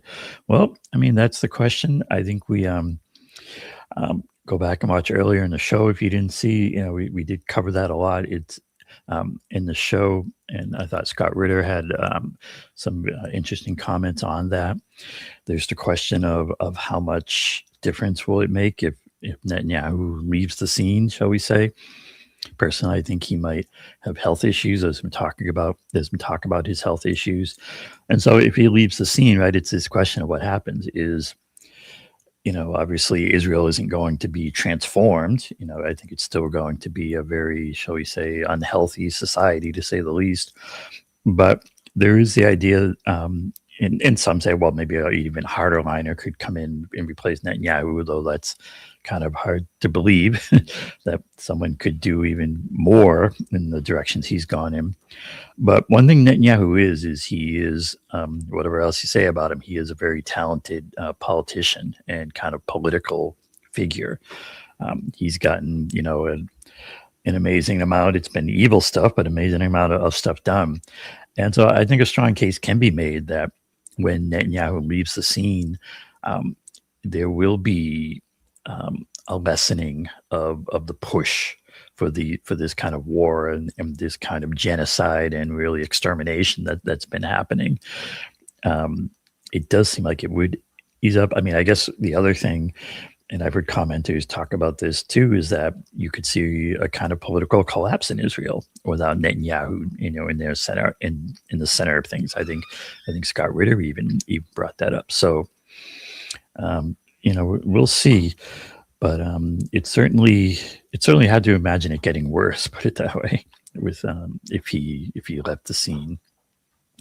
And thanks. Shout out to One Box of One for being a member for 28 months. That's a good long time. And shout out to the old unemployed scholar with a super chat saying, "The hands off Uruhu as a campaign to abolish the Foreign Agents Registration Act because it is almost used against those critical of the U.S. government." Yeah, it's an interesting idea. It's certainly possible to use that act in a bad way. It probably should be. I mean, it should really be restricted to lobbying, right? It should really be restricted to things that are happening in DC, and you can have the situation where an act like this is written to rein in organizations like AIPAC, and it ends up not being used for that, and ends up being used against just regular people. So these things have to be done really carefully, and I go back to that theme. As long as we have this implacably corrupt U.S. government, they're not going to use these laws in our benefit. There's a real just basic core of it about interests. Right? Is our government acting in our interests, the 99%, or is our government acting in the interests of the billionaires, that top 0.1%, and the mega corporations, which the billionaires own and profit from? Our core demand needs to be the government, our government represent us, the 99%. And so many these things, you connect the dots and you just come back to that core thing. It's about interests. And there is, if you look at 11 Demands, there's an 11 Demands Substack, and there's an article in there just called "It's About Interests" that gets into this a little more if you're interested in that. Thanks. Shout out to One Box of One for the super chat. Alabama will be good with $18 an hour. I heard way earlier about Tucker. I think the common people better start creating flyers, posters, and bullhorning. Yeah, and I would say, just be clear about what are the demands that those actions are behind. So let's have a clear set of demands, and let's get to work on, how do we get together to get those enacted. Thanks for the super chat, Cloudness, who says that Jason Black, TBA, covered this last night. B1 family. All right, talking about that previous story. And thanks for the super sticker, Web of Deceit series. Appreciate that. And thanks for this one, Dystopia Daily. India has as much economic disparage, if not more, as Boston. The wealthiest Indians are Hindu and uphold an ideology very similar to Zionism. Yeah, I hear you on that one. There is a mass. I mean, I'm no India expert, but I'll say from what I've seen of it, and I think people who do know about India would agree with this. There is a huge class disparity in India, and you have this very large underclass of people, and and it's a whole caste system and that whole thing, and there is it's a very large underclass of people who struggle to even just to eat and just to survive. You have certainly a class at the top, almost like a ruling class. And then you have, I think, an increasing kind of middle working class in India. They've had a certainly real kind of economic and technological development, and there is a growing working class that's in there. It's a huge country, huge population, and just a million different things happening in India. It's a really interesting place. But in terms of class disparities, I would say it is even greater in India than you see in the United States. All right, and I think this is our last one in the queue here. Thanks very much for the super sticker from Ernest Peoples. P4K. Anyways, thanks for the super sticker. All right, that's going to about do it for us tonight. So like we said, catch us again next this coming Tuesday.